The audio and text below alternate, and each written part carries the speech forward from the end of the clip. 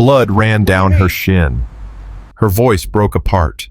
She was only 17 when she collapsed at the feet of 20 bikers and screamed for her life. Behind her, 30 feet away, a man in a gray hoodie stood motionless, watching, smiling, as if he had already won.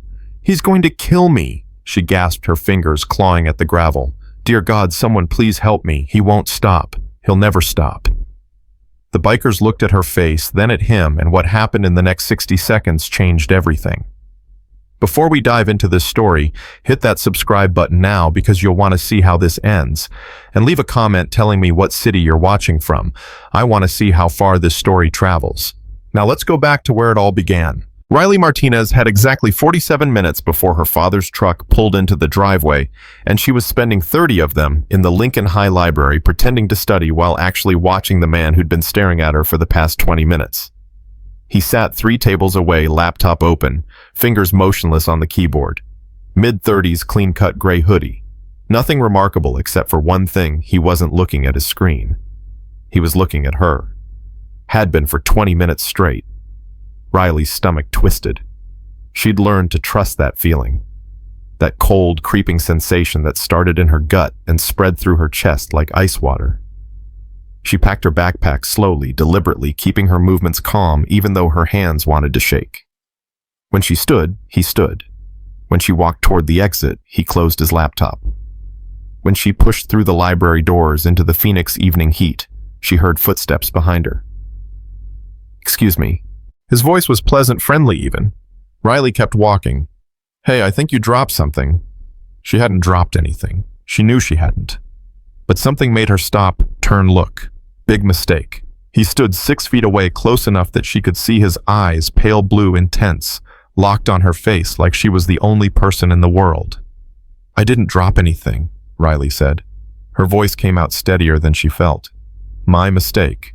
He smiled. "I'm Marcus. I've seen you here before. You're always studying so hard. Junior, senior."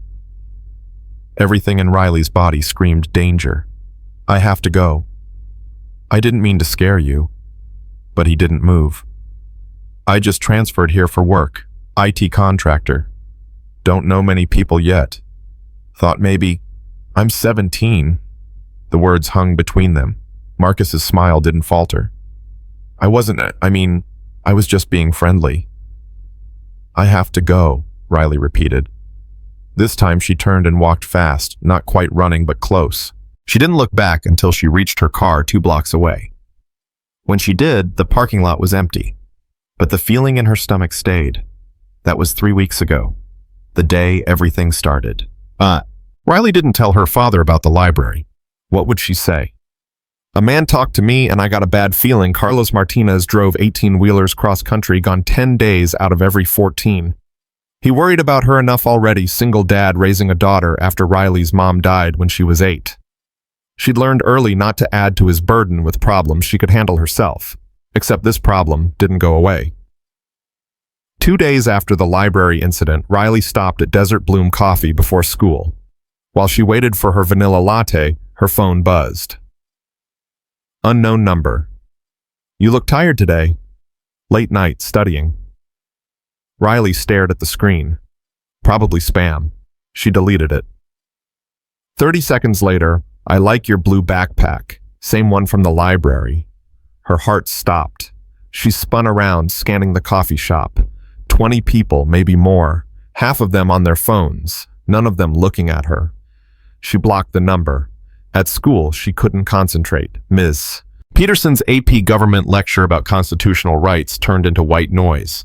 Riley kept checking her phone, kept looking at the doorway, kept waiting for something to happen. Nothing did. Not that day.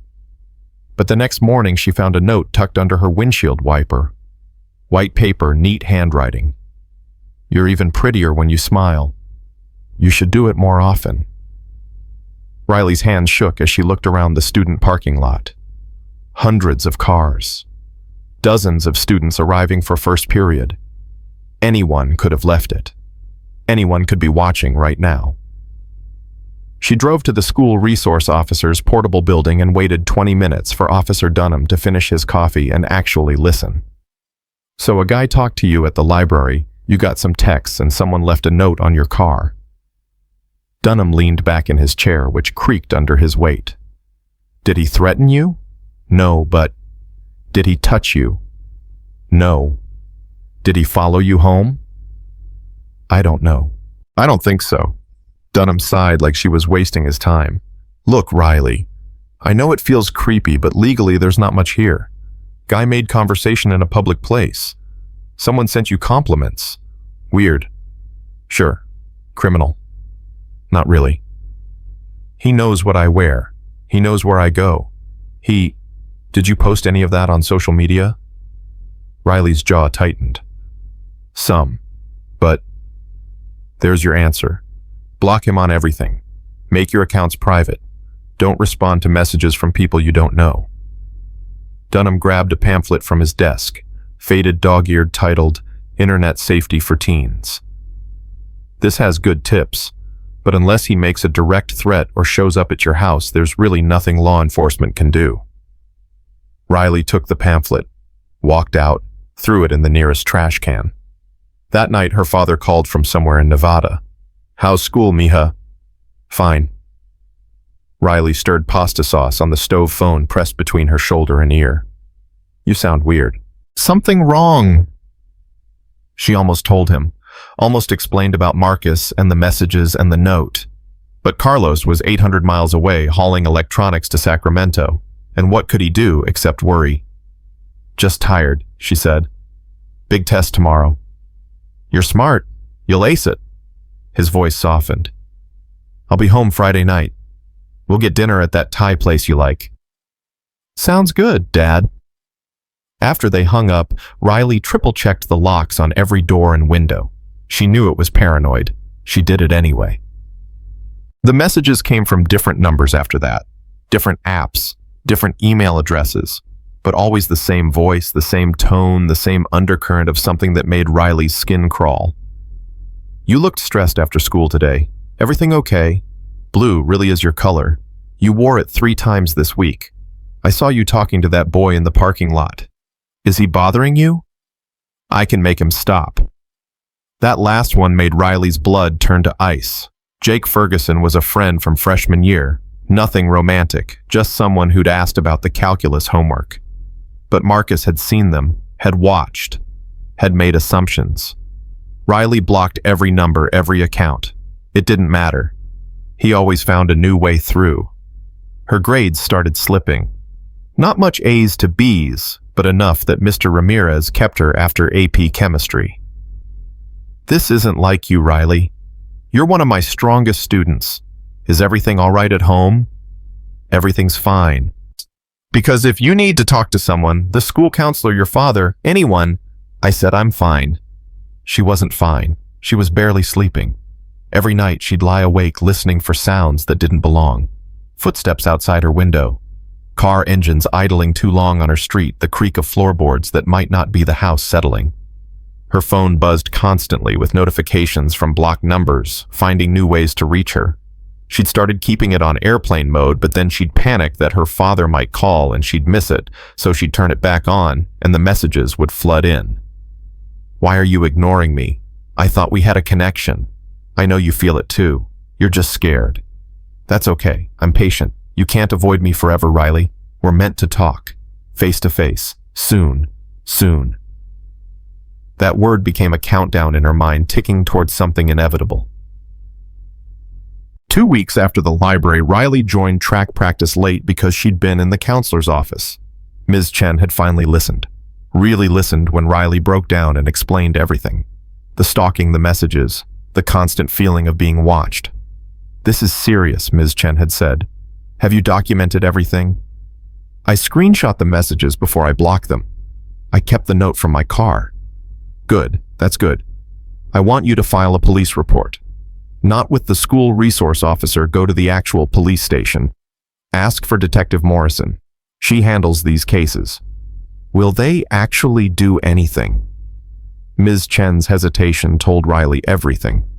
They should. But I'll be honest with you, stalking cases are hard to prosecute until there's a direct threat or physical contact. But you need to start a paper trail. If this escalates, if When? Ms. Chen corrected softly. When this escalates, you'll have documentation. That matters in court. Court. The word made Riley's stomach turn. What am I supposed to do until then? Just wait for him to attack me? No, you stay vigilant. You trust your instincts. You never go anywhere alone. You tell your father everything. Riley nodded but didn't promise anything. Her father was due home in 2 days. She'd tell him then. Maybe. By the time she got to the track, the team was already running sprints. Coach Williams waved her over. Martinez, you're late. That's not like you. Sorry, Coach. Counselor's office. His expression shifted. Everything okay? Yeah, fine. She wasn't fine.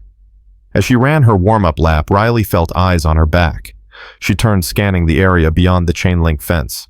Parents watching from the bleachers. Younger kids at the playground. Normal suburban afternoon scene. But there in the parking lot, a black sedan she didn't recognize. And inside it, barely visible through the tinted windshield, someone sitting in the driver's seat. Watching. Just watching. Riley's pace faltered. She stopped running, staring at the car. Her chest tightened. Martinez. Coach Williams jogged over. You okay? You look pale. That car, Riley pointed. Do you recognize it? Coach turned, squinting. Which one? Riley looked back.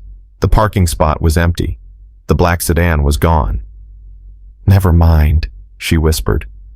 I thought I saw never mind. But she hadn't imagined it. She knew she hadn't. He'd been there. Marcus had been watching her run, and now he was gone, disappeared like smoke, like he'd never existed at all. That night, Riley couldn't sleep. She lay in bed, staring at the ceiling, listening to every sound. The neighbor's dog barking, wind rattling the window, the hum of the refrigerator downstairs. Normal sounds, safe sounds. Then a new sound, soft, deliberate, the crunch of footsteps on gravel. Riley sat up fast, heart slamming against her ribs. Her bedroom was on the second floor, overlooking the backyard. She crept to the window, pulled the curtain back an inch, and looked down. A man stood in her backyard directly below her window, face tilted up, staring at her room. Marcus. She saw him clearly in the moonlight, gray hoodie, hands in pockets, that same pleasant smile, like they were old friends running into each other by chance. Riley screamed. She didn't mean to. The sound ripped out of her throat before she could stop it, raw and terrified. Marcus didn't run. He didn't flinch. He just smiled wider, lifted one hand in a small wave, then turned and walked away, slow, casual, like he had all the time in the world. Riley scrambled for her phone, fingers shaking so hard she nearly dropped it. She dialed 911. 911, what's your emergency? There's a man in my backyard. He's been stalking me. Riley ran to the window again. The backyard was empty. He was just here. I saw him. Is he still on the property, ma'am? No. He left, but he was here. He's been following me for weeks, and what's your address? Riley gave it. Her voice kept breaking. She couldn't stop shaking. Officers are on the way. Can you describe the individual? White male, 30s, gray hoodie. His name is Marcus Webb. I don't know where he lives, but he told me he's an IT contractor. And have you had previous contact with this person? Yes. He approached me at the library. He's been sending me messages. Different numbers, different accounts. I blocked him, but he keeps... Are you alone in the house right now? That question made Riley's blood run cold. Yes. I need you to lock yourself in a room with your phone. Don't open the door for anyone except the police. Can you do that? Riley locked herself in the bathroom and sat on the floor with her back against the door. She called her father. It went to voicemail. He was probably sleeping in his truck at some rest stop. Dad, I need you to call me back. Please, something happened. I'm okay, but I need you to call me. The police arrived 12 minutes later. 2 officers, both male, both looking tired. Riley led them to the backyard, showed them where Marcus had stood. They shined flashlights across the grass, found nothing. No footprints, Officer Hayes said. Ground's pretty hard, though, wouldn't necessarily show prints. He was here, Riley insisted. I saw him, clear as day. I believe you, Hayes said, but his tone said otherwise. Has this individual made any threats against you? He keeps messaging me, telling me we're meant to be together, that we need to talk. Has he threatened violence? Not explicitly, but has he tried to touch you or physically harm you? No, but he's escalating. He knows where I live. He was in my backyard staring at my window and Officer Hayes held up a hand. I understand this is frightening. We're going to file a report. We'll increase patrols in your neighborhood. But I have to be honest with you. Unless he makes a direct threat or attempts physical contact, there's not a lot we can legally do. So I'm supposed to wait until he attacks me? No. You're supposed to document everything. Keep records of all contact. Don't respond to any messages. Make your social media private. Vary your routine. Tell people where you're going. I already did all that. He's still finding me. Hayes sighed. Look, I know it's frustrating. The law has limits, but we're taking this seriously. We'll file the report. If he contacts you again or shows up anywhere near you, call 911 immediately. After they left, Riley sat on the couch and waited for dawn. She didn't sleep. Couldn't sleep.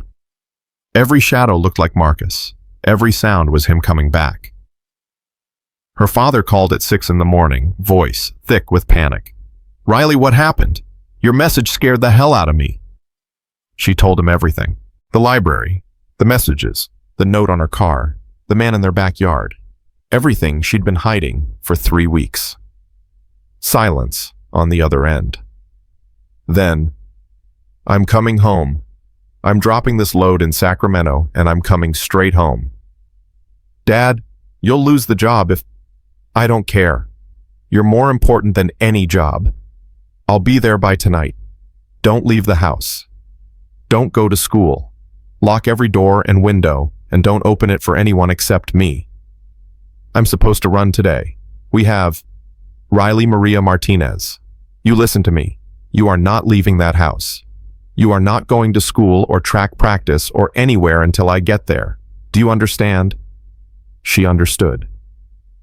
For the first time in 3 weeks, someone believed her. Someone was taking this seriously. Someone was coming to help. But Marcus Webb had 18 hours before her father got home. 18 hours to make his move. Riley spent the morning barricaded in the house, jumping at every sound. She'd pushed the couch against the front door. She'd closed every curtain. She'd grabbed the baseball bat from the garage and kept it next to her on the couch. Her phone buzzed. Unknown number. Her chest tightened. She almost didn't look, almost threw the phone across the room. But she needed to document everything, just like everyone kept telling her. She opened the message. I saw the police last night. You didn't have to do that, Riley. I was just making sure you were safe. There are bad people in this world. I'm not one of them. I would never hurt you. I just want to talk. That's all I've ever wanted. Riley's fingers flew across the screen, typing a response before she could stop herself. Leave me alone or I'm getting a restraining order. She hit send, immediately regretted it. She'd responded. She'd engaged. She'd given him exactly what he wanted, confirmation that she was reading his messages, that she was scared that he had power over her. The reply came within seconds. A restraining order. That hurts, Riley. After everything I've done for you, watching over you, keeping you safe. You don't understand now, but you will, soon. We'll talk soon, and you'll see that I'm the only one who really understands you. The only one who sees how special you are. Riley threw her phone onto the couch and pulled her knees to her chest. She wanted to cry, but the tears wouldn't come. She was beyond crying, beyond fear. She'd entered some strange, numb place where nothing felt real anymore. The doorbell rang. Riley froze. The doorbell rang again, then knocking, loud, insistent. Riley Martinez. This is Detective Morrison with Phoenix PD. Ms. Chen from your school called me. I need to talk to you about Marcus Webb. Riley crept to the window, pulled the curtain back an inch. A woman in her 40s stood on the porch, dark hair, pulled back, badge on her belt. Professional, but not cold. Riley opened the door, but left the chain on. Can I see your badge? Detective Morrison held it up. Riley studied it carefully, then unlocked the chain. I know you're scared, Morrison said as she stepped inside. And you should be. I've been investigating stalking cases for 15 years and everything you've described raises every red flag I have. Marcus Webb is dangerous. I need you to understand that. Then arrest him. I wish I could, but right now I can't. He hasn't made explicit threats. He hasn't physically harmed you. He hasn't violated any laws that I can charge him with. Yet. Riley's voice cracked. So I'm supposed to wait until he does violate a law, until he grabs me or breaks in or... No, you're supposed to let me help you build a case. Morrison pulled out a tablet. I ran his background. Marcus Webb. 34 years old, moved here from Nevada 6 weeks ago. In Nevada, 2 women filed police reports against him for stalking. Both cases were dropped because the women stopped cooperating. I spoke to one of them this morning. She said Marcus made her life hell for 8 months until she finally moved to a different state to get away from him. She never felt safe even after she left. Riley's mouth went dry. Why didn't they arrest him? Same reason we can't arrest him now. He never broke any laws. He was careful. Always stayed just on the legal side of the line. Never threatened, never touched, never did anything that would hold up in court. But he destroyed those women's lives anyway. What am I supposed to do? Morrison leaned forward. You fight. You document everything. You never engage with him. No responses, no acknowledgement, nothing. You vary your routine. You're never alone. And you trust that I am going to do everything in my power to catch this guy doing something illegal so I can arrest him and keep you safe. And if he doesn't do anything illegal, if he just keeps watching and following and terrifying me, then we get creative. Morrison's expression hardened. I didn't become a cop to tell victims there's nothing I can do. I'll be checking on you daily. I'll have patrol units watching your house, your school, anywhere you regularly go. And if Marcus Webb so much as breathes wrong in your direction, I will be there. It should have made Riley feel better. It didn't. Because Detective Morrison's words confirmed what Riley had already known in her gut. The system couldn't protect her until after Marcus made his move. And by then it might be too late. Ouch. Riley's father arrived at 9 that night looking like he'd aged 10 years in one day. He pulled her into a hug so tight she could barely breathe. I'm sorry, he whispered into her hair. I'm so sorry I wasn't here. I'm sorry I didn't believe you right away when you said something felt wrong. I'm sorry for... Dad, it's okay. It's not okay. You're my daughter. My only daughter. And some maniac is terrorizing you and I wasn't here. He pulled back hands on her shoulders. But I'm here now, and I'm not leaving. I'm taking leave from work. I'm not getting back in that truck until this is over. You can't do that. You need the job. I need you more. He looked around the living room couch, pushed against the door curtains, drawn baseball bat on the coffee table. We're going to fix this. Detective Morrison seems good. She's got a plan. We follow the plan, we document everything, and we catch this guy. Riley wanted to believe him. She really did. But something in her gut, that same instinct that had warned her about Marcus from the beginning, told her it wasn't going to be that simple. For 3 days, nothing happened. Riley stayed home from school. Her father worked from home processing payroll and logistics for his company. Detective Morrison called twice daily for updates. Patrol cars drove past their house every few hours. It felt like they were living in a bunker waiting for an attack that never came. Then, on the 4th day, Riley's phone buzzed. Unknown number. She almost didn't look. But something made her check. I'm impressed, Riley. Your father's home. There's a police car driving by every few hours. You've built quite the fortress. But you can't stay hidden forever. Eventually, you'll have to come out. And when you do, I'll be waiting. Because this isn't over. This is just beginning. You and me, we have so much to talk about. Riley showed her father. He called Morrison immediately. Within an hour, Morrison was at their house with a tech specialist named Kenji. Can you trace the number? Carlos demanded. Already tried, Kenji said, fingers flying across his laptop. Burner phone purchased with cash at a convenience store in Tempe. He's smart. He knows how to stay anonymous. So what do we do? Morrison's jaw tightened. We wait for him to make a mistake, because he will. They always do. Men like Marcus Webb, they get arrogant. They think they're smarter than everyone. Eventually, he'll slip up. And what happens to my daughter while we're waiting for him to slip up? Carlos's voice rose. She's a prisoner in her own home. She can't go to school. She can't see her friends. She can't live her life because some psychopath decided to fixate on her. I know, and I'm sorry, but until he does something actionable. Actionable? Carlos slammed his hand on the table. He's stalking my daughter. How is that not actionable? Because the law is broken, Morrison said quietly. It's designed to protect people after they've been harmed, not before. I hate it. You hate it. But that's the reality we're working with. Riley listened to them argue about her life like she wasn't even there. She walked out of the room, went upstairs to her bedroom, and sat on the floor with her back against the door. Her phone buzzed again. I can hear your father yelling from here. He's angry. Protective. I respect that. But he can't stop this, Riley. No one can. We're inevitable. You'll understand soon. Riley screamed. She didn't mean to. The sound just ripped out of her frustration and fear and fury all mixed together. Her father was up the stairs in seconds. What happened? She shoved her phone at him. He read the message, his face going pale, then red, then pale again. That's it. We're leaving. We're packing a bag and we're driving to your aunt's house in California and we're staying there until this is over. He'll follow us. Not if we don't tell anyone where we're going. Dad, he found my cell number. He knows where we live. He's been tracking me for weeks. You think he won't figure out where we go? Riley stood, hands shaking. Running won't stop him. It'll just change the location. Then what do you want to do?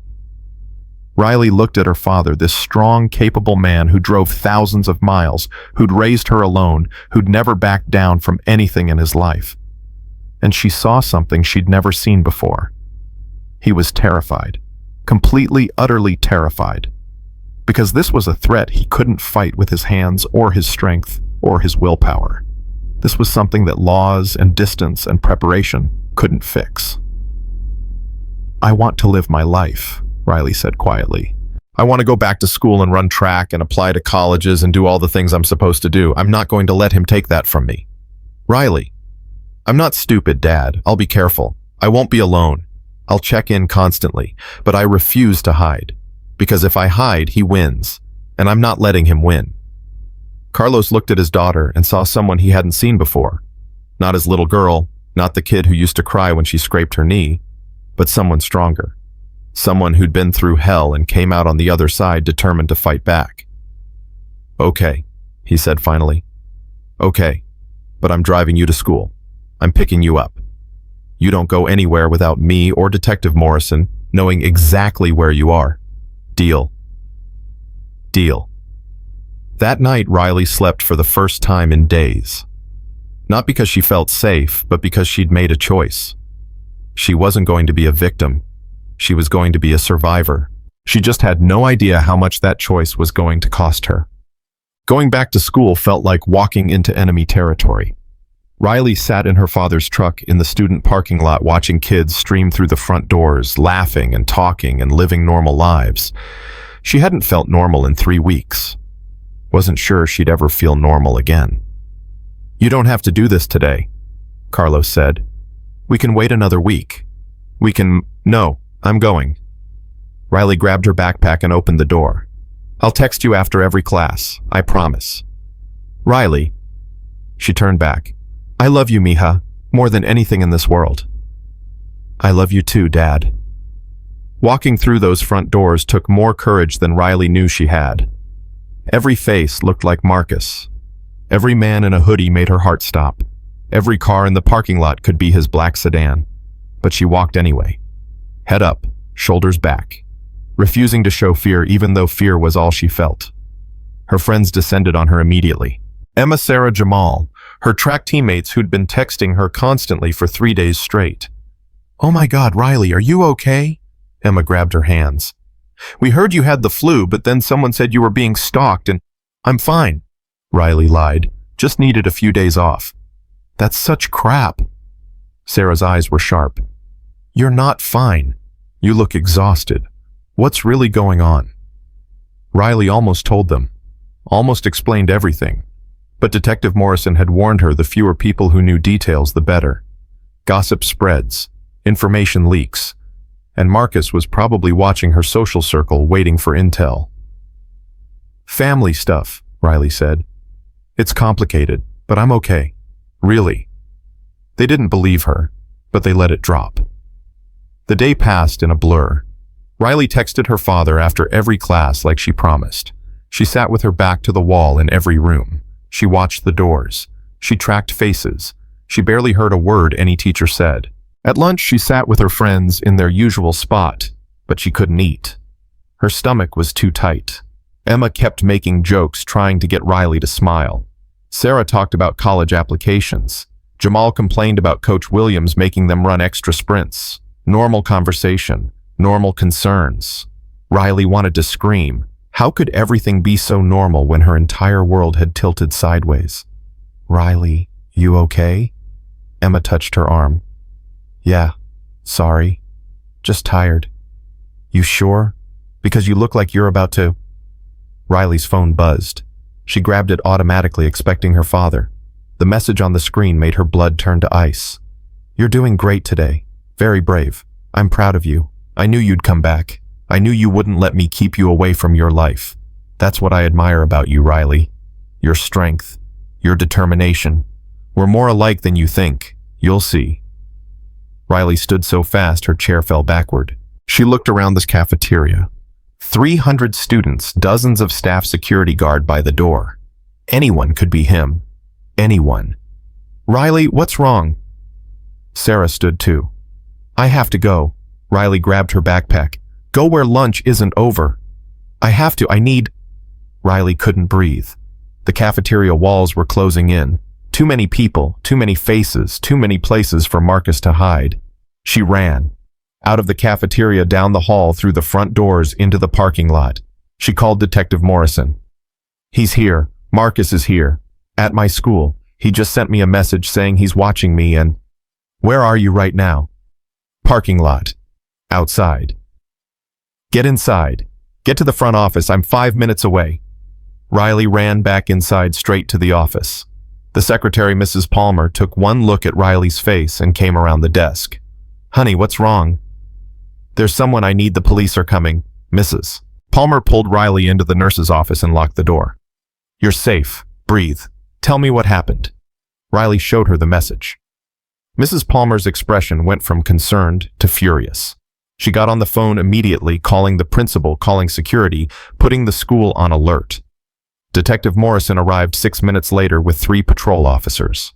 They swept the campus, checked every classroom, every hallway, every bathroom. They found nothing. He's not here, Morrison said. But he was. Maybe in the parking lot. Maybe across the street. Close enough to see you, but far enough to avoid detection. So what now? Riley's voice shook. He's just going to keep doing this. Watching me, sending messages, making me feel insane. No, now we change tactics. Morrison's expression hardened. You've done everything right, documented everything, stayed vigilant, followed procedure. But this guy isn't backing off. He's escalating. So we need to escalate too. How? We set a trap. We make him think you're vulnerable. We give him an opportunity to make a move, but we control the environment completely. Cameras, undercover officers, everything. And when he shows up, and he will show up, we catch him doing something illegal. Riley's father had arrived by then. He'd gotten Morrison's call and broken every speed limit getting to the school. Absolutely not. You are not using my daughter as bait.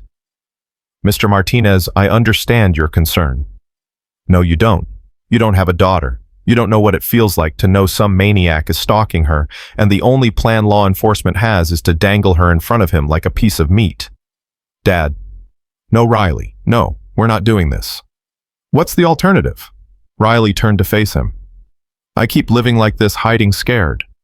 Waiting for him to eventually corner me somewhere, because that's what's going to happen. You know it. I know it. Detective Morrison knows it. He's not going to stop until he gets what he wants. So we leave. We pack up and we move and he follows us. You know he will. This is who he is. This is what he does. He's stalked women across state lines before. Leaving won't stop him. Nothing will stop him except putting him in prison. Riley looked at Morrison. I'll do it. I'll be the bait. Whatever you need. Carlos started to protest again, but Riley cut him off. Dad, please. I need to do this. I need to fight back. I need to stop being a victim and become someone who fights back. The room went quiet. Morrison looked at Riley with something like respect. Carlos looked at his daughter and saw someone who'd grown up faster than he'd wanted her to. Someone who'd learned the hard truth. Sometimes courage doesn't mean being unafraid. Sometimes it means being terrified and doing it anyway. If, and I mean if we do this, Carlos said slowly, it has to be completely controlled. Bulletproof. I want a dozen officers. Yeah. I want cameras everywhere. I want no room for error. Because if anything happens to her, nothing will happen to her, Morrison promised. You have my word. 2 days later, they set the trap. The plan was simple. Riley would post on her semi-public Instagram account that she was going to Desert Botanical Garden Saturday morning at 10 a.m. to take photos for her photography class. She'd be alone. Her father had to work, couldn't drive her, but she'd taken an Uber there. She'd be vulnerable, accessible, the perfect target. None of it was true. Riley's father wasn't working. She didn't take an Uber. And she definitely wouldn't be alone. Detective Morrison had 6 undercover officers positioned throughout the garden. 3 dressed as tourists, 1 as a maintenance worker, 2 in unmarked vehicles in the parking lot, all wearing hidden cameras, all in radio contact, all armed. Riley wore a wire, tiny microphone clipped inside her jacket transmitter hidden in her backpack. Morrison could hear every word, every breath. Carlos wanted to be there, but Morrison had forbidden it. He might recognize you. We can't risk it. You need to trust that we have your daughter covered. Trust. That word again. Riley was running out of trust. But she was committed now. No backing out. She walked through the garden entrance at 10:15, purposely 15 minutes late to give Marcus time to see the post to show up to position himself. The morning was cool desert air, crisp and clean. Families wandered through the displays. Couples took selfies with cacti. Everything looked normal. Beautiful even.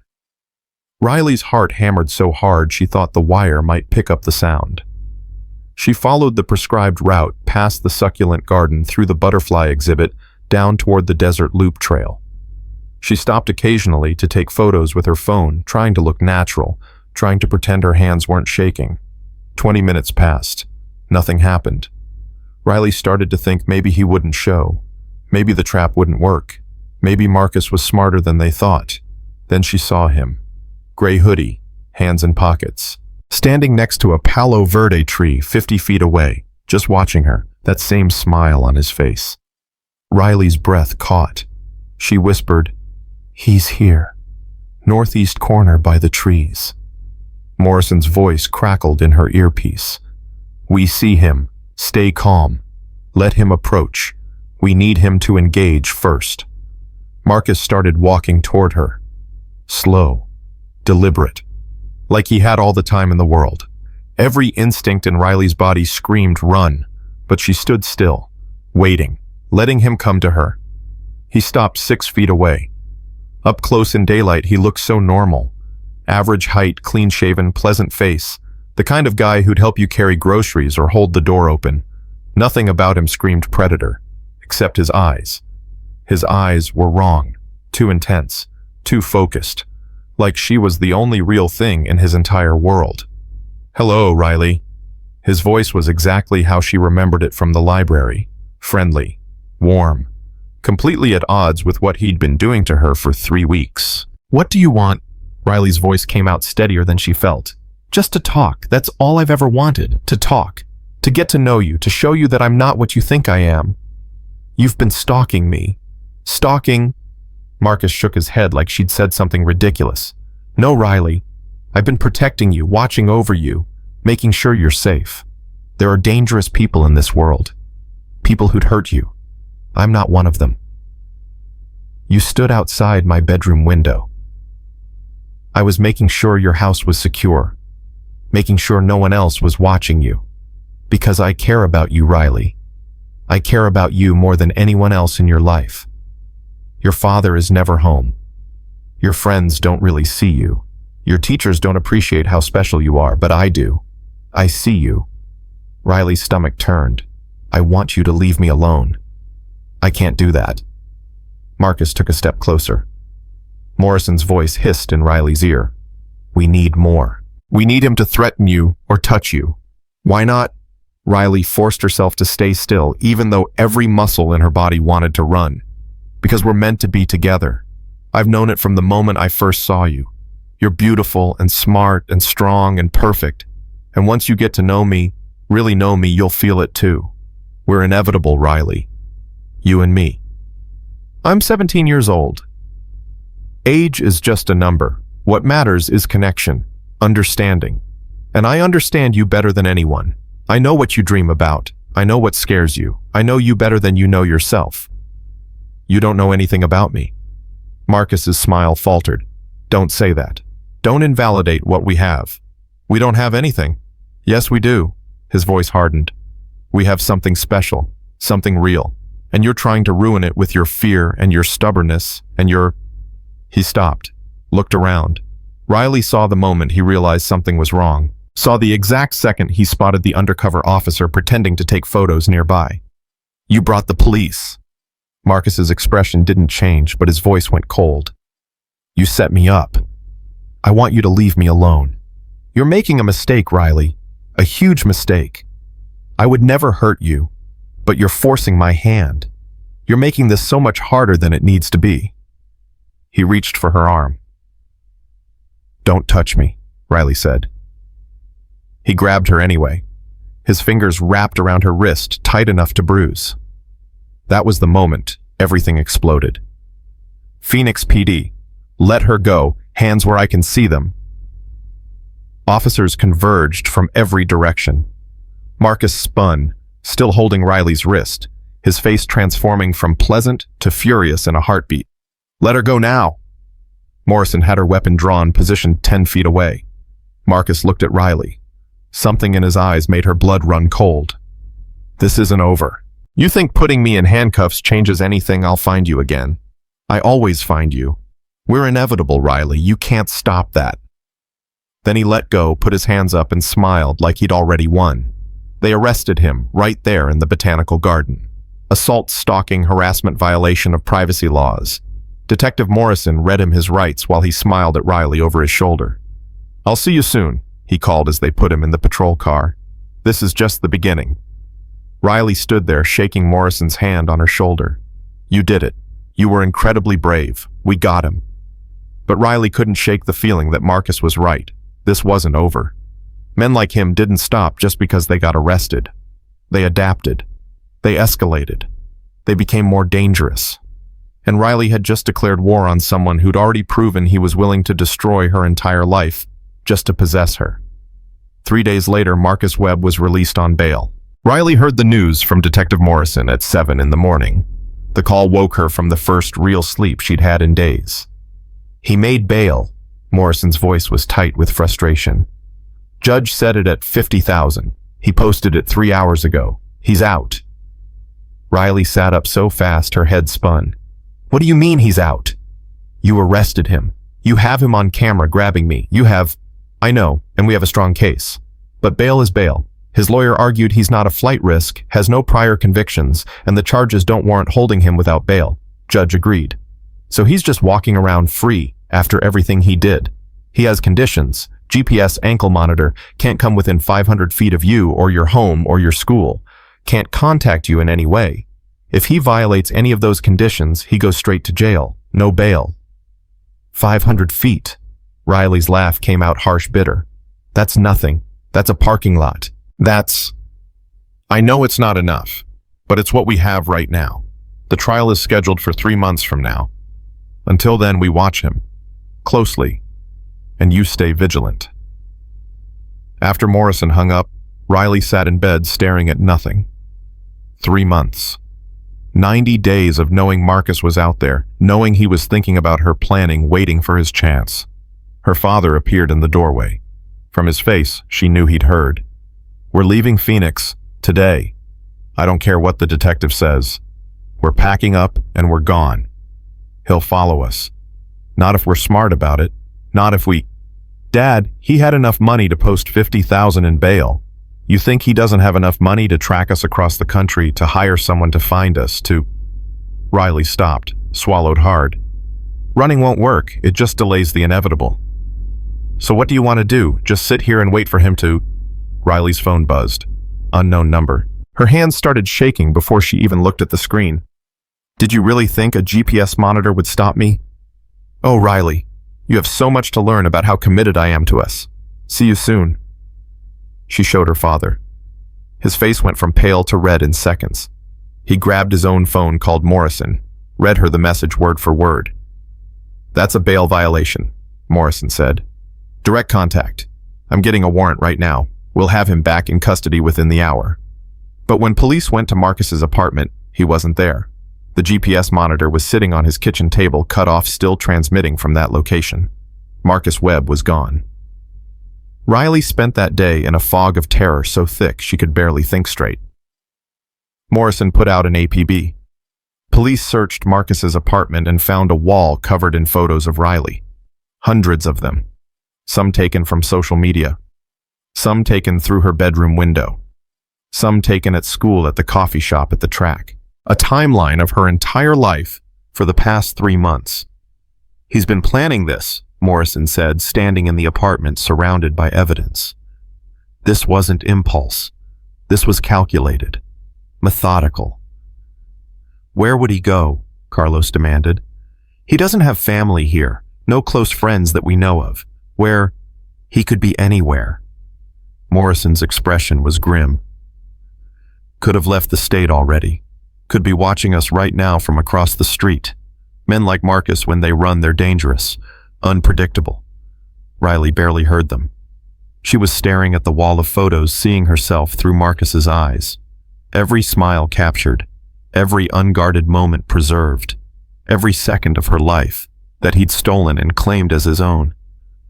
I want to go home, she whispered. Riley, that's not safe. He knows where you live, and I don't care. I want to go home. I want to sleep in my own bed. I want... Her voice cracked. I just want my life back. But she couldn't have it back. That was the truth no one wanted to say out loud. Marcus had taken something from her that she'd never get back, the feeling of safety in her own skin. That night, Riley and her father stayed in a hotel under fake names. Morrison arranged it, paid cash, told no one where they were. Riley lay in the scratchy hotel bed, staring at the ceiling, listening to her father pace in the adjoining room, and wondered how long they could live like this. Days, weeks, years. Her phone buzzed. She grabbed it automatically, heart slamming. Emma, everyone at school is talking about what happened. Are you okay? Where are you? Riley typed. I'm fine. Just staying somewhere safe for a while. Emma, this is so scary. I can't believe this happened to you. Is there anything I can do? Riley stared at the message. What could Emma do? What could anyone do?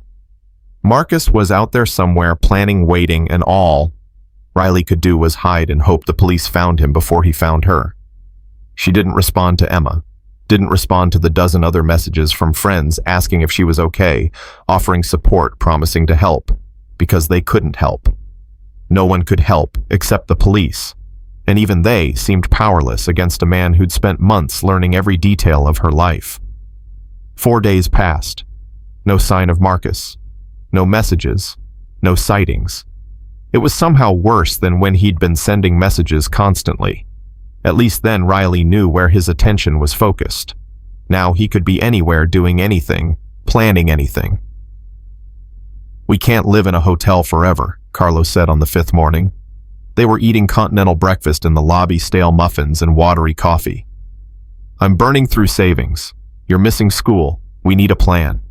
The plan is we wait until they catch him.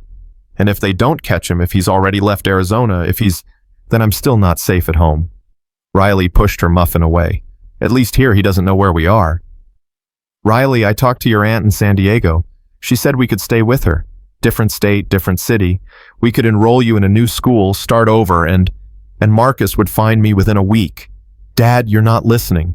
He's obsessed. He's not going to stop because we change locations. He's going to follow me wherever I go."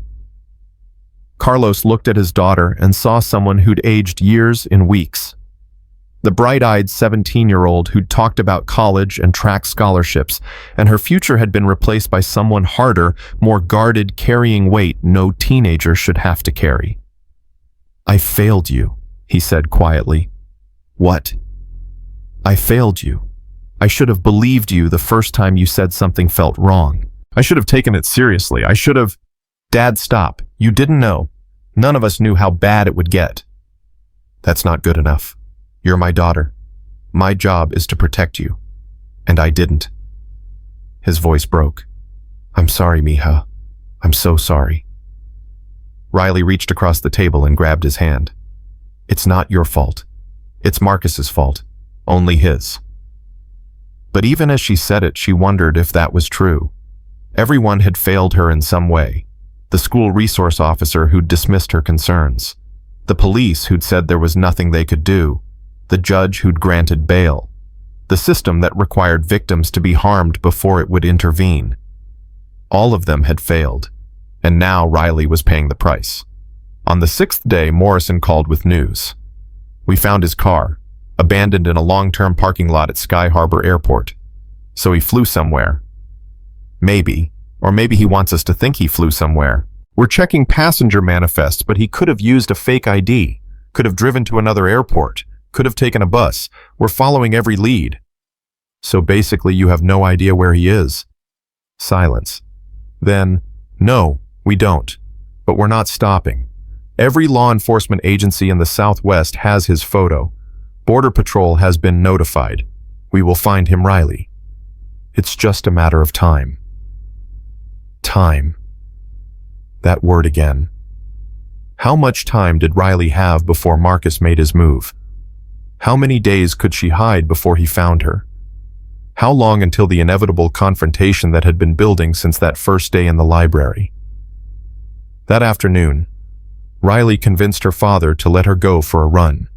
She was going stir-crazy in the hotel room, needed to move, needed to feel something other than fear and helplessness. "Not alone," Carlos said immediately. "I'll go with you." "Dad, you hate running." "I don't care. You're not going alone." They ran 3 miles through a residential neighborhood Riley didn't recognize. Her father wheezed and struggled to keep up. Riley slowed her pace, let him catch his breath, and felt guilty for dragging him along. But she also felt grateful. Grateful for a father who'd drop everything to protect her. Who'd sleep in hotel rooms and run until his lungs burned and sacrifice everything to keep her safe. When they got back to the hotel, Detective Morrison was waiting in the lobby. Her expression made Riley's stomach drop. "What happened?" "We need to talk. Privately." They went up to the hotel room. Morrison closed the door, looked at Riley, then at Carlos, then back at Riley. "We got a hit on Marcus's credit card, gas station in Flagstaff 2 hours ago." "Flagstaff? That's nowhere near here. Why would he—" "He's not running away, Riley. He's circling back. Flagstaff is north of Phoenix. If he's moving south, he's heading back toward the city. Back toward you."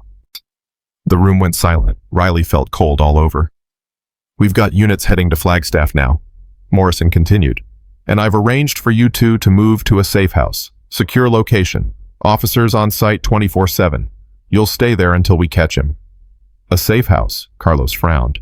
"For how long?" "However long it takes. Could be days. Could be weeks." "I can't miss weeks of school," Riley said. "I'm a senior. I have college applications. You have a stalker who cut off his GPS monitor and is actively hunting you," Morrison said bluntly. "School doesn't matter if you're dead." The word hung in the air like a bomb. Dead. No one had said it out loud before. Everyone had danced around it, used euphemisms like unsafe or at risk. But Morrison had just said what they were all thinking. Marcus didn't just want to talk to Riley. He wanted to possess her. And if he couldn't have her, there was a very real chance he'd make sure no one else could either. "Okay," Riley whispered. "Okay, the safe house. When do we leave?" "Now." They packed in 10 minutes, threw everything into duffel bags, checked out under fake names, followed Morrison to an unmarked car. Riley watched Phoenix blur past the windows and wondered if she'd ever feel safe again. Wondered if Marcus was watching right now, following from a distance, planning his next move. The safe house turned out to be a small ranch home in Scottsdale, surrounded by a high fence and security cameras. 2 officers were stationed outside, 2 more inside. Morrison walked them through the security protocol. No leaving without an escort, no posting on social media, no telling anyone where they were. "What about school?" Riley asked. "My friends keep texting. They're worried. If I just disappear completely." "Tell them you're visiting family out of state. Nothing specific, nothing that could give away your location." Riley nodded, but didn't feel better. She was being erased, hidden, disappeared. And Marcus was still out there free hunting. That night she couldn't sleep. She lay in the unfamiliar bed in the unfamiliar room and listened to officers talking quietly in the hallway. Her phone sat on the nightstand silent. No messages from Marcus, no threats, no contact. Somehow that was worse. The silence felt like a held breath before a scream. At 2 in the morning, her phone buzzed. Riley grabbed it so fast she nearly dropped it. Unknown number, nice. Safe house. Very secure. But you can't hide forever, Riley. I'm patient. I can wait. And when you finally come out, I'll be there. Waiting. Always waiting. Riley screamed. Couldn't help it. The sound ripped out of her throat before she could stop it. Her father burst through the door, followed by 2 officers with guns drawn. "He knows." Riley's voice shook. "He knows where we are. He sent me a message. He knows." Morrison arrived 30 minutes later. She read the message, her jaw so tight Riley could hear her teeth grinding. "He's bluffing. Has to be. No one knows this location except me and the officers on duty. He's just trying to scare you." "It's working." "Riley, listen to me. Marcus is smart, but he's not omniscient. He doesn't have access to police databases. He doesn't know where you are. He's guessing, throwing out bait to see if you'll panic and make a mistake." "What if you're wrong?" Morrison didn't answer, because she couldn't promise Riley was safe. No one could. They'd done everything right, followed protocol, used secure locations, kept information locked down, and Marcus was still finding ways to reach her, still making her feel like a mouse being toyed with by a cat who was enjoying the game too much to end it quickly. The next morning, Riley woke to voices arguing in the living room. She crept to the door, listened. Can't keep her locked up indefinitely. That was her father's voice, strained. She's missing school. Her friends are asking questions. Her entire life is on hold, and for what? We don't even know where this guy is. We're doing everything we can, Mr. Martinez. Morrison sounded exhausted. We have every available resource on this case, but Marcus Webb is smart. He's planned for this. He's covering his tracks. So what? We just wait here until he gets bored and moves on to some other poor girl. He's not going to move on. Men like Marcus, they fixate, they obsess. The object of their obsession becomes their entire world. He's not going to stop until he's arrested or what, say it, or until he kills my daughter. Silence. Then Morrison. We're not going to let that happen. You can't promise that. No, I can't. But I can promise that I will do everything in my power to keep Riley safe and put Marcus Webb behind bars for the rest of his life. Riley pushed open the door. Both adults turned startled. I want to help, Riley said. Riley, you should be resting. I want to help catch him. I'm tired of hiding, tired of being scared, tired of letting him control my life. Tell me what I can do. Morrison and Carlos exchanged looks. Then Morrison nodded slowly. There might be something. It's risky. But if you're willing, I'm willing. We set another trap, but this time we don't use you as bait. We use your digital footprint. We create a fake social media post that makes Marcus think you're vulnerable. Maybe you're hiking alone. Maybe you're at a specific location at a specific time. We make it look real, but it's completely controlled. Officers everywhere, cameras everywhere. And when he shows up, because he will show up, we grab him. That's too dangerous, Carlos said immediately. You're using my daughter to... I'm using Riley's Instagram account to lure a predator into a trap. Riley herself will be nowhere near the location. She'll be here safe while we handle Marcus. Riley felt something loosen in her chest. Hope, maybe. Or just the relief of doing something instead of waiting passively for disaster. Let's do it. It took 2 days to set up. Morrison's team created a fake Instagram post from Riley's account, a photo from 6 months ago, location tagged at Camelback Mountain, caption about hiking alone to clear her head. They posted it at 8 a.m. on a Wednesday morning and waited. Marcus took the bait within an hour. A fake account, brand new, no followers, no posts, liked the photo. Then another fake account commented, "Be careful out there alone. Dangerous things happen on those trails." "That's him," Morrison said, watching from the safe house. "Has to be. No one else would comment something that threatening." At Camelback Mountain, 20 undercover officers waited, dressed as hikers, tourists, trail maintenance, all armed, all watching, all ready. Riley watched from the safe house on Morrison's laptop live feed from body cameras and surveillance positions. Her heart hammered against her ribs. This had to work. It had to. 2 hours passed. Hikers came and went, normal people on a normal Wednesday. No sign of Marcus. "Maybe he's not coming," Riley whispered. "He's coming," Morrison said. "He's just being careful, watching, making sure it's not a trap." 3 hours. 4. Riley's nerves stretched so tight she thought she might scream. Then on one of the camera feeds, movement. A man in a gray hoodie walking up the trail, moving fast. "Contact," one officer murmured into his radio. Gray hoodie approaching from the south trailhead. The cameras tracked him. Riley leaned closer to the screen, trying to see his face. Was it Marcus or just some random hiker who happened to wear gray? The man stopped at a lookout point, pulled out his phone, stood there for 10 minutes just waiting, watching the trail. "That's him," Morrison said. "That's Marcus." "How do you know?" "Body language. He's not here to hike. He's here to hunt."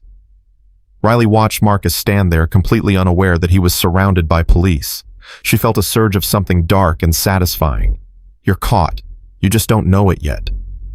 But Marcus didn't move toward where Riley supposedly was. He just stood there watching, waiting. Smart enough to know something felt wrong. Smart enough not to rush in. After 20 minutes, he turned and started walking back down the trail, moving fast, almost running. "He's running," Riley shouted at the screen. "Don't let him get away." "All units move in," Morrison ordered into her radio. "Converge on gray hoodie suspect. Do not let him reach the parking lot." Officers closed in from every direction. Marcus saw them coming, tried to run, made it maybe 30 feet before 2 officers tackled him to the ground. Riley watched it happen on the body camera feed, Marcus struggling, screaming, fighting, even though he was outmatched and outnumbered. "You can't do this." Marcus's voice came through the laptop speakers, distorted but recognizable. "I didn't do anything. I was just hiking. This is harassment. This is..." "Marcus Webb, you're under arrest for violation of bail conditions, stalking, and criminal threatening. You have the right to remain silent." They cuffed him, read him his rights, dragged him down the mountain while he screamed about false arrest and police brutality and how Riley was going to pay for this. Riley watched until he disappeared from the camera feeds. Then she collapsed onto the couch, shaking so hard her teeth chattered. It was over. Finally over. Marcus was caught. He'd violated bail. He'd be held without bail this time. He couldn't hurt her anymore. "You did it," her father said, pulling her into a hug. "It's over, mija. You're safe now." But Riley couldn't shake the feeling that something was wrong. Marcus had seemed too confident, too calm beneath the anger, like he'd expected to get caught, like he'd wanted to get caught. That night, Morrison called with news that made Riley's blood run cold. Marcus's lawyer is arguing entrapment, says we lured him to that location using fake social media posts. Says his client had no intention of harming Riley, was just hiking, and we manufactured evidence against him. That's insane. We have him on camera violating his bail conditions by being within 500 feet of where he thought Riley was. His lawyer is arguing he didn't know Riley was supposedly there. Says Marcus doesn't use Instagram, never saw the post, was just hiking a popular trail and got arrested for no reason. That's a lie. He commented on my post. We have the fake account that can't be traced back to him. Burner email used on public Wi-Fi. No way to prove Marcus created it or used it. His lawyer is good Riley, really good, and he's tearing our case apart. So what does that mean? Silence. Then it means Marcus might make bail again. It means we might be back to square one. Riley hung up and stared at nothing. She'd thought it was over, thought she'd won. But Marcus was still fighting, still manipulating, still finding ways to reach her, even from behind bars. 2 days later, Marcus Webb made bail for the second time. His lawyer had argued successfully that the evidence against him was circumstantial, that his client was being targeted by overzealous law enforcement, that Marcus had never actually harmed anyone and didn't deserve to be held without bail. The judge agreed, set bail at $100,000 this time.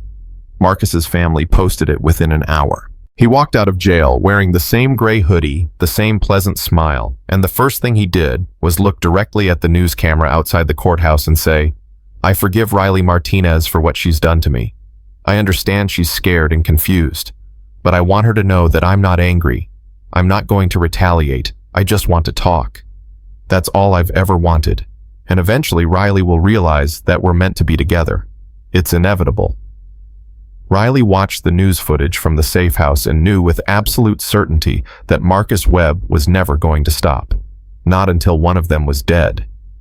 Riley's father made the call that changed everything at 3 in the morning. She woke to his voice in the next room, low and urgent, talking to someone about protection and options and desperation. When she walked in, he hung up fast. "Who was that?" Carlos looked at his daughter standing in the doorway in her track team sweatshirt, 17 years old and carrying more fear than anyone should have to carry. Someone who might be able to help. "Dad, what did you do?"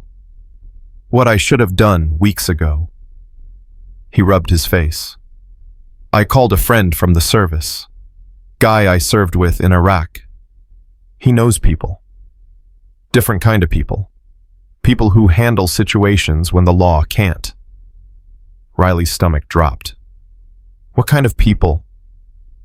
"The kind who don't let predators walk free on bail twice. The kind who—" "No." Riley's voice came out sharp. "Absolutely not. We're not doing something illegal. We're not—" "He's out there, Riley, right now, free, planning, and the law keeps letting him go. The system keeps failing you. How many more times do we wait for them to catch him? How many more times does he get to make bail and come after you? So your solution is what vigilante justice hired muscle dad think about what you're saying. I am thinking. I'm thinking about my daughter who can't sleep, can't go to school, can't live her life because some maniac has decided she belongs to him. I'm thinking about how I'm supposed to protect you when the law won't." They stared at each other across the safe house living room. Then Riley's phone buzzed. Unknown number. Her hands shook as she looked at the screen. "Your father's making calls." "I know. I know everything, Riley. Every move you make. Every person you talk to. You can't hide from me. You can't fight me.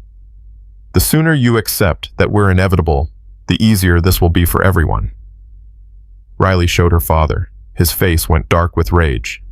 "That's it. I'm making the call. Dad, please. If you do this, if you go outside the law, you'll end up in prison, and I'll be alone anyway. We have to trust Detective Morrison. We have to trust her. Riley, she's been trying for a month and Marcus keeps walking. I'm done trusting. I'm done waiting. I'm done watching my daughter disappear." Before Riley could argue more, headlights swept across the window. A car pulled into the driveway. Not a police vehicle. Not Morrison's unmarked sedan. Something else. Something that made the officers stationed outside move to alert positions. Carlos went to the window. "That's my friend." "What friend, Dad? What did you do?" The doorbell rang. One of the officers answered it, hand on his weapon. The man who walked in was maybe 50, leather jacket, graying beard presence that filled the room like gravity. Not threatening exactly, but solid, immovable. "Jack Rivera," he said, offering his hand to the officer. "I'm a friend of Carlos Martinez. He asked me to stop by." The officer looked at Carlos, who nodded. "It's okay. He's good people." Jack sat down on the couch across from Riley. Up close, his eyes were kind, despite the hard edge to his features. "Carlos tells me you're having some trouble." "That's putting it mildly," Riley said. "Man's stalking you. Law keeps letting him go. You're scared, angry, feel like the system's failed you." Jack's voice was matter-of-fact. "You're not wrong. And you think you can help how I run a motorcycle club, Iron Phoenix MC. We're not outlaws, not criminals, but we handle situations that fall through the cracks. Women being stalked, kids in danger, people the system can't or won't protect. Like vigilantes. Like concerned citizens who aren't afraid to stand between predators and prey."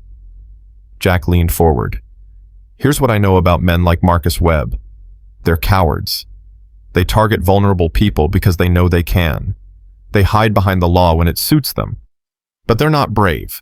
They're not strong. They fold when confronted by people who won't back down." "Marcus isn't going to fold," Riley said. "He's obsessed. I know. Carlos sent me everything.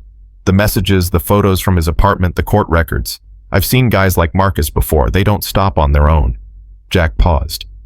"But they do stop when they realize their target isn't alone. When they realize there are people watching them the way they've been watching you." "What are you saying?" "I'm saying we protect you, legal, visible. We make sure Marcus knows that if he comes near you, he's not dealing with a scared girl anymore.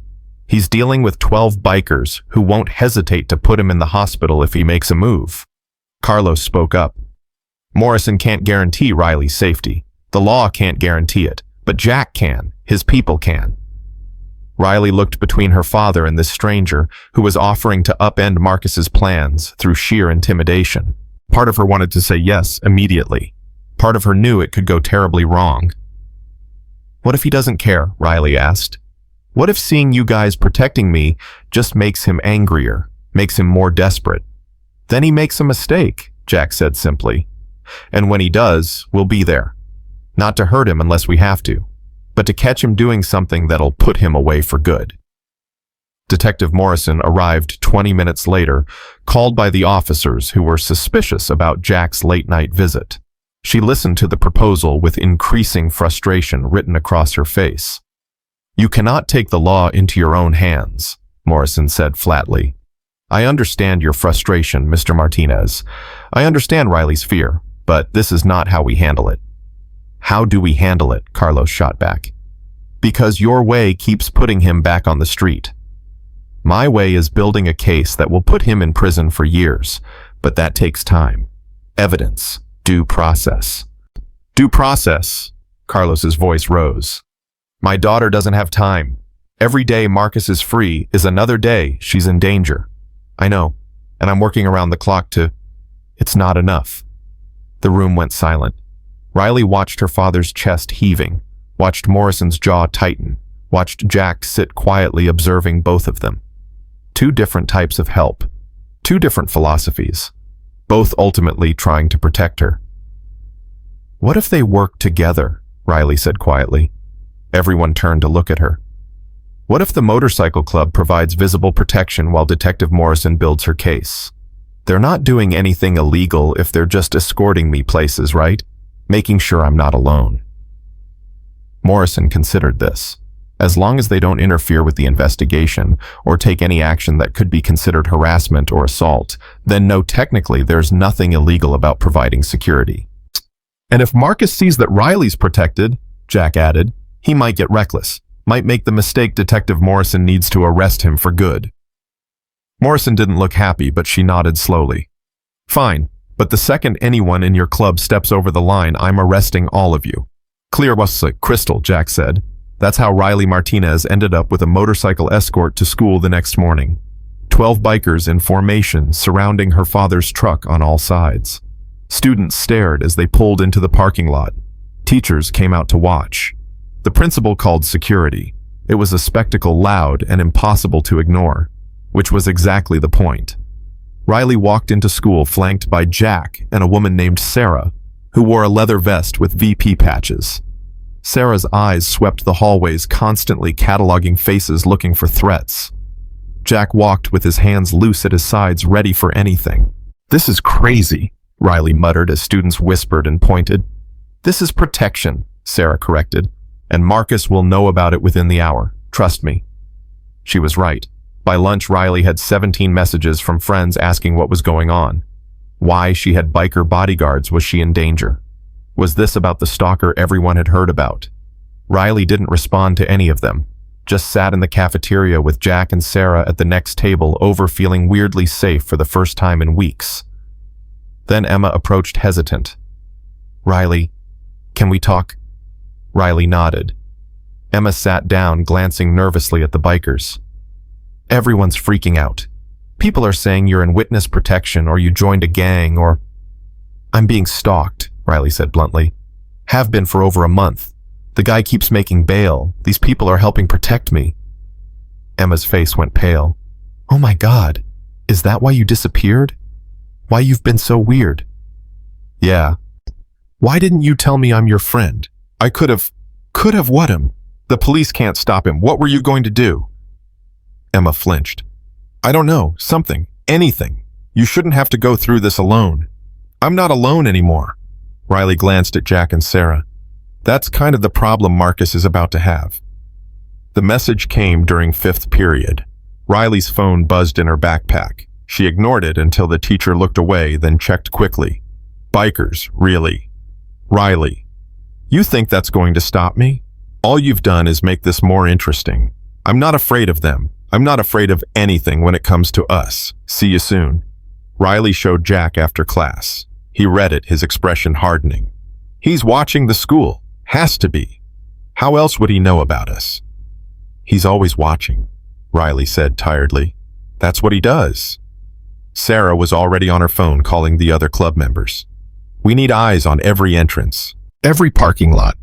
If Marcus is surveilling the school, I want to know where he's positioned."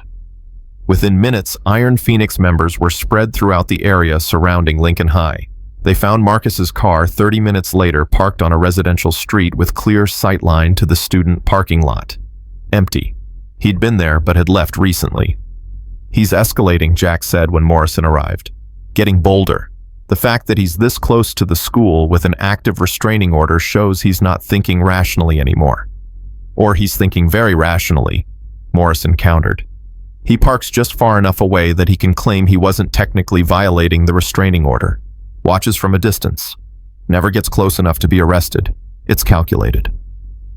"So what do? We tighten the net. I'm assigning 2 plainclothes officers to Riley full-time. They'll coordinate with your club. We create a perimeter. Marcus can't penetrate without being seen." But Marcus was always one step ahead. That night, Riley's best friend Emma got a message from an unknown number. She showed Riley the next morning, hands shaking. "Tell Riley I'm not angry about the bikers. Tell her I admire her resourcefulness. But also tell her that every person she brings into this becomes a potential target. Her father, her friends, those bikers who think they're protecting her. Everyone she loves is now part of our story. She needs to think about that." Riley felt sick reading it. "He's threatening you. He's threatening everyone around me." "I'm not scared of him," Emma said, but her voice shook. "I'm not going to let some creep intimidate me into abandoning my friend." "Em, you don't understand. Marcus is dangerous. If he thinks hurting you will get to me, then let him try. I've got 2 older brothers and a dad who's an MMA instructor. I'm not helpless." But Riley knew Marcus didn't care about who was helpless and who wasn't. He cared about possession, control. And now he was expanding his campaign to everyone in Riley's life. Jake Ferguson, the boy Riley had talked to in the parking lot weeks ago, got slashed tires and a note on his windshield. "Stay away from what's mine." Ms. Chen, the school counselor who'd helped Riley, found her office. Vandalized files, scattered a message, spray-painted on her wall. "She doesn't need you. She needs me." Each incident was reported. Each one investigated. None of them could be definitively tied to Marcus. He was everywhere and nowhere, a ghost who left chaos in his wake while maintaining plausible deniability. "He's trying to isolate you," Sarah said after the 5th incident in 3 days. Make everyone around you too scared to help. It's textbook abuser behavior. It's working. Riley's voice was hollow. Jake won't even look at me anymore. Emma's parents are talking about pulling her out of school until this is over. I'm toxic. Everyone I care about gets hurt. That's what he wants you to think. Jack crouched down to Riley's eye level. She was sitting on the curb outside school, waiting for her father, feeling like she was drowning. He wants you isolated, alone, easier to manipulate. But you know what? We're not going anywhere. My people, we've all been through some version of this. We know how it works, and we're not scared of Marcus Webb. You should be. Everyone should be. Fear is what he's counting on. Fear is how he wins. Jack stood. I lost my daughter to a man like Marcus, not physically, thank God, but he broke something in her that took years to fix. I made a promise the day she finally got free that I'd never let it happen to someone else if I could help it.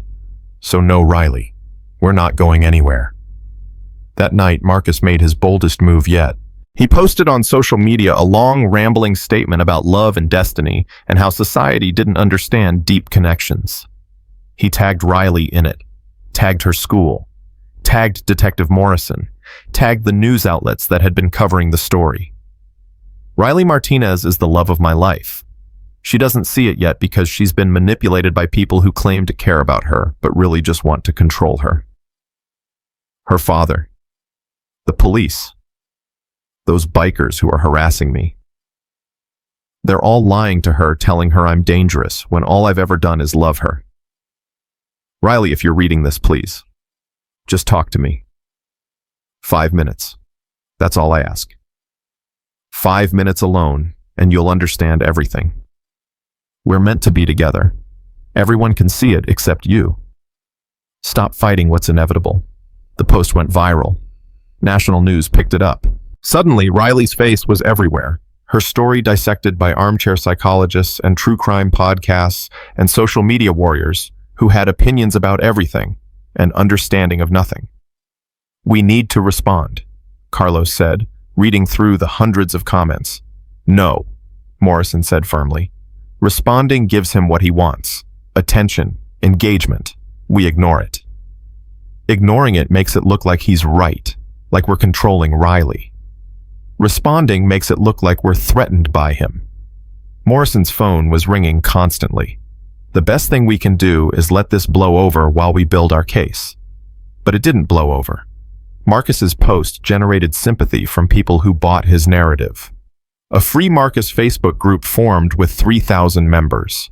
People sent Riley hate messages calling her cruel, manipulative, a liar, destroying an innocent man's life. Riley stopped looking at social media entirely, deleted the apps from her phone. But she couldn't delete the feeling that Marcus was winning. He'd turned her into a public spectacle, had people questioning her story, had successfully painted himself as a victim of overzealous prosecution. How is this happening? Riley asked Jack one afternoon. They were at the Iron Phoenix clubhouse, the safest place she knew. How is he making people feel sorry for him? Because predators are good at playing victim, Jack said. They manipulate narratives. They charm people. They make themselves look sympathetic while making their targets look unstable. Sarah added, I've seen it 100 times. Abusers who convince everyone they're the real victim, who gaslight their targets so effectively that even people who should know better start questioning reality. So what do? You survive, Jack said simply. You keep going. You don't let him break you, because that's what he's trying to do. Break you down until you're so exhausted and isolated that you give in just to make it stop. Riley thought about giving in. She wouldn't admit it to anyone, but late at night, lying in bed at the safe house, she thought about what would happen if she just met with Marcus. 5 minutes like he asked. Let him say whatever he needed to say. Maybe then he'd leave her alone. Maybe then this nightmare would end. But she knew better. Men like Marcus didn't stop after 5 minutes. 5 minutes would become 10. 10 would become an hour. And eventually, Riley would disappear entirely into his obsession, lost in a relationship built on fear and control. 2 weeks after the social media post, Detective Morrison called with news. We got him. Riley's heart stopped. What? Marcus violated parole. He was supposed to wear a GPS monitor, but he removed it again. We have evidence he's been within 300 feet of your school at least 7 times in the past week. We have testimony from witnesses who saw him following you. We have the threatening messages to Emma. We have everything. So you're arresting him. Already did, 2 hours ago. He's in custody. And this time the prosecutor is charging him with aggravated stalking, criminal threatening harassment, violation of protective orders, and about 6 other charges. Bail hearing is tomorrow. The prosecutor is pushing for him to be held without bail until trial. Riley couldn't breathe. Is this real? Is it actually over? The arrest is real. Whether he makes bail tomorrow depends on the judge. But Riley, I'm cautiously optimistic. We have a strong case now. Multiple violations, multiple witnesses, pattern of behavior that shows escalation. It's going to be very hard for his lawyer to argue he should be released. That night, Riley slept better than she had in weeks. Jack and the Iron Phoenix Club stayed at the safe house anyway, just in case. But for the first time, Riley felt something close to hope. The bail hearing the next day was packed. Riley sat between her father and Detective Morrison, watching Marcus in his orange jumpsuit, hands cuffed, looking smaller somehow. Less threatening. Just a man who'd let obsession consume him until there was nothing else left. The prosecutor laid out the case methodically. Evidence of repeated violations, pattern of escalating behavior, risk to public safety, threat to the victim and everyone associated with her. They recommended Marcus be held without bail as a danger to the community.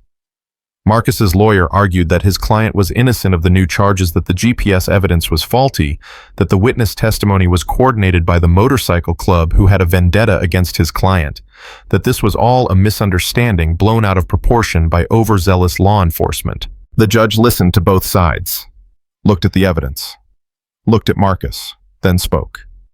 Mr. Webb, you've been before this court twice now. Both times you made bail, and both times you violated the conditions of that bail. You've demonstrated a complete disregard for the law and for the safety of the victim in this case. You've shown a pattern of obsessive behavior that has escalated from harassment to what I consider a credible threat of violence. Riley held her breath. Bail is denied. You will remain in custody until your trial date. Court is adjourned. The gavel came down. Marcus's lawyer immediately started arguing for reconsideration. Marcus himself turned in his seat, eyes finding Riley across the courtroom. He smiled.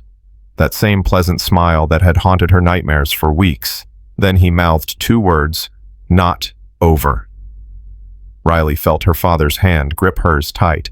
Jack was directly behind them, solid and unmovable. Morrison was already on her phone, probably coordinating security. Everyone around Riley sprang into protection mode, but Riley just stared at Marcus as the bailiffs led him away. He was going to jail. He couldn't hurt her now. The system had finally worked. So why did she still feel like prey? Outside the courthouse, Jack pulled Riley aside. That look he gave you, the words he mouthed. He's not done fighting. He's in jail. What can he do from jail? I don't know. But men like Marcus, they don't give up. They adapt. They find new ways to maintain control, even from behind bars. Jack's expression was grim. You need to stay vigilant. This isn't over until the trial's done and he's convicted. The trial is 3 months away. Then we protect you for 3 months, however long it takes. Riley wanted to argue, wanted to say she'd be fine, that Marcus couldn't reach her from jail, that her life could go back to normal now. But normal felt like a foreign concept, something she'd lost the day Marcus first walked up to her in the library. That night, Riley tried to sleep in her own bed for the first time in weeks. Her father was home. The doors were locked. Marcus was in jail. She should have felt safe. But at 2 a.m, her phone buzzed.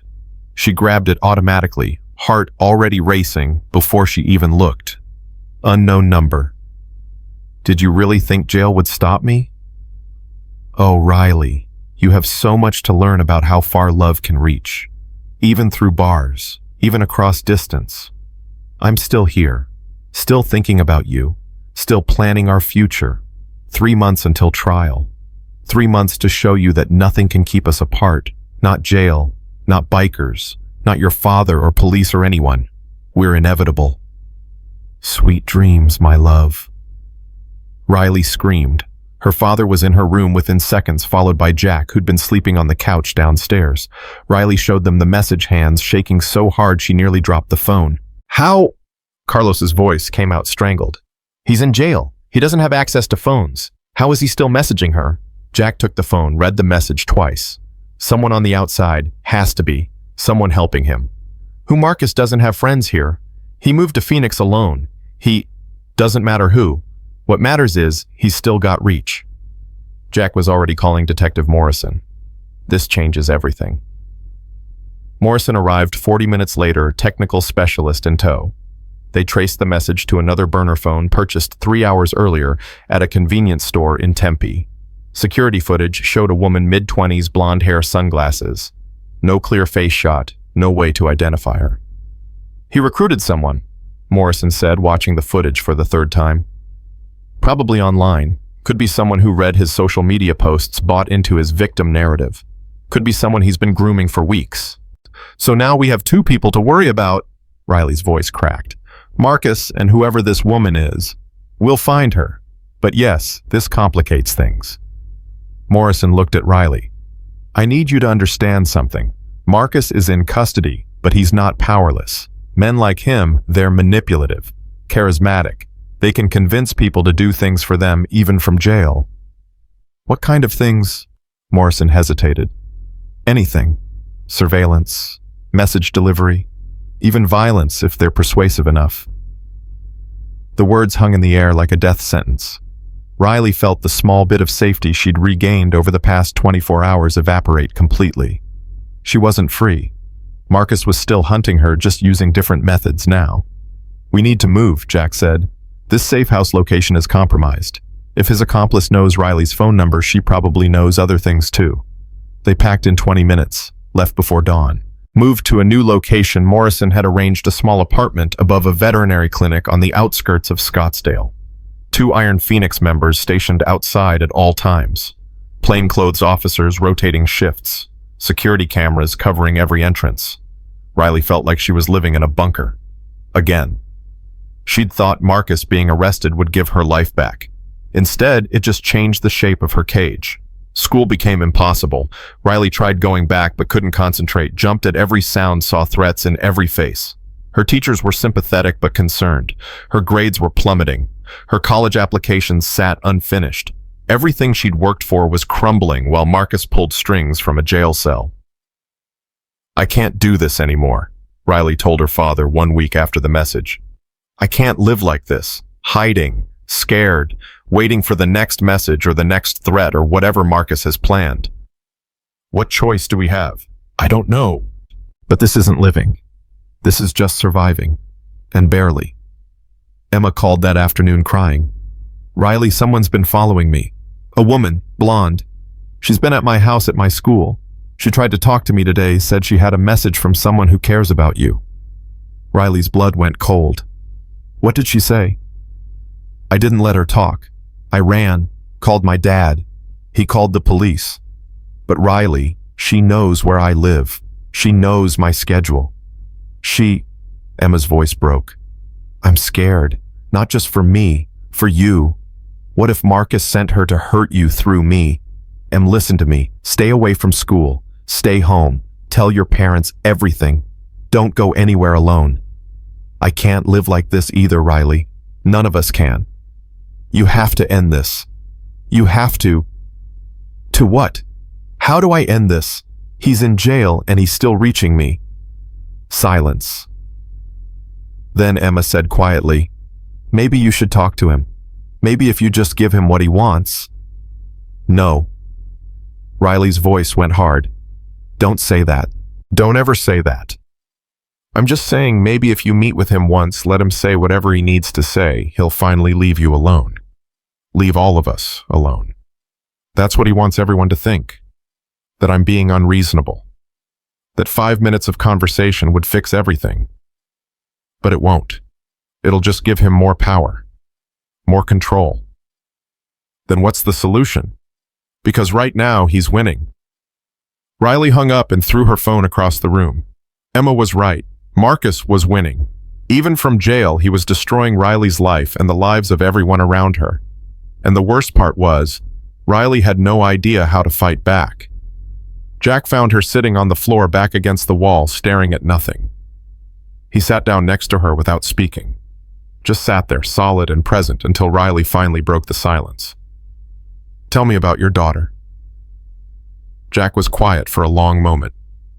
"Her name's Melissa. She was 17 when it started.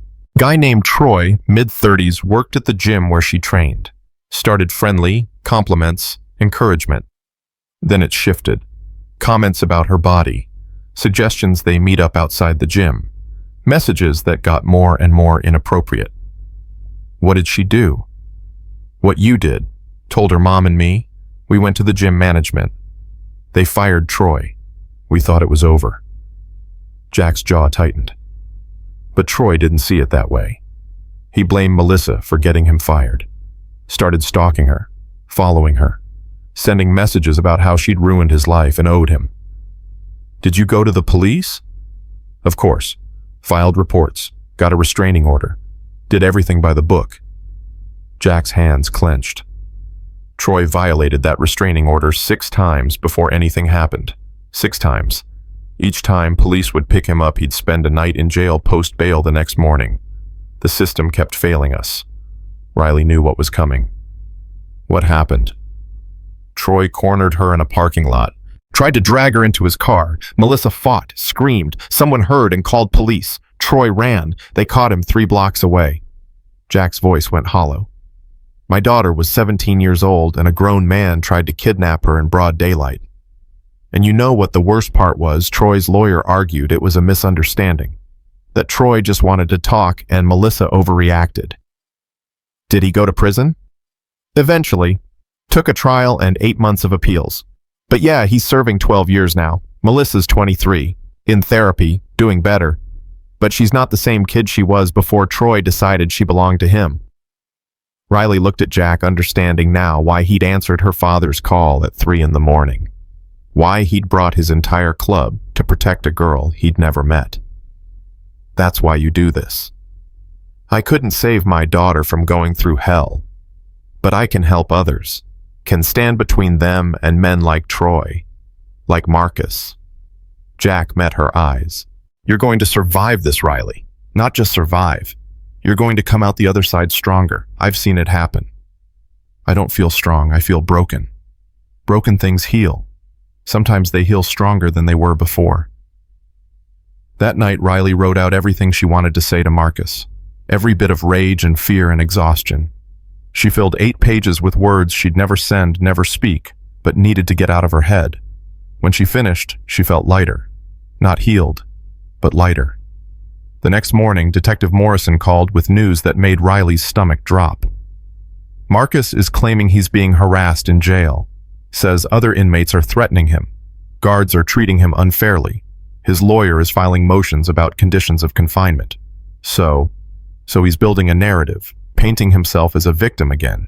And there's something else. Morrison paused. "We tracked down the woman from the security footage. Her name is Vanessa Pierce. 26 years old, lives in Tempe. Works as a dental hygienist."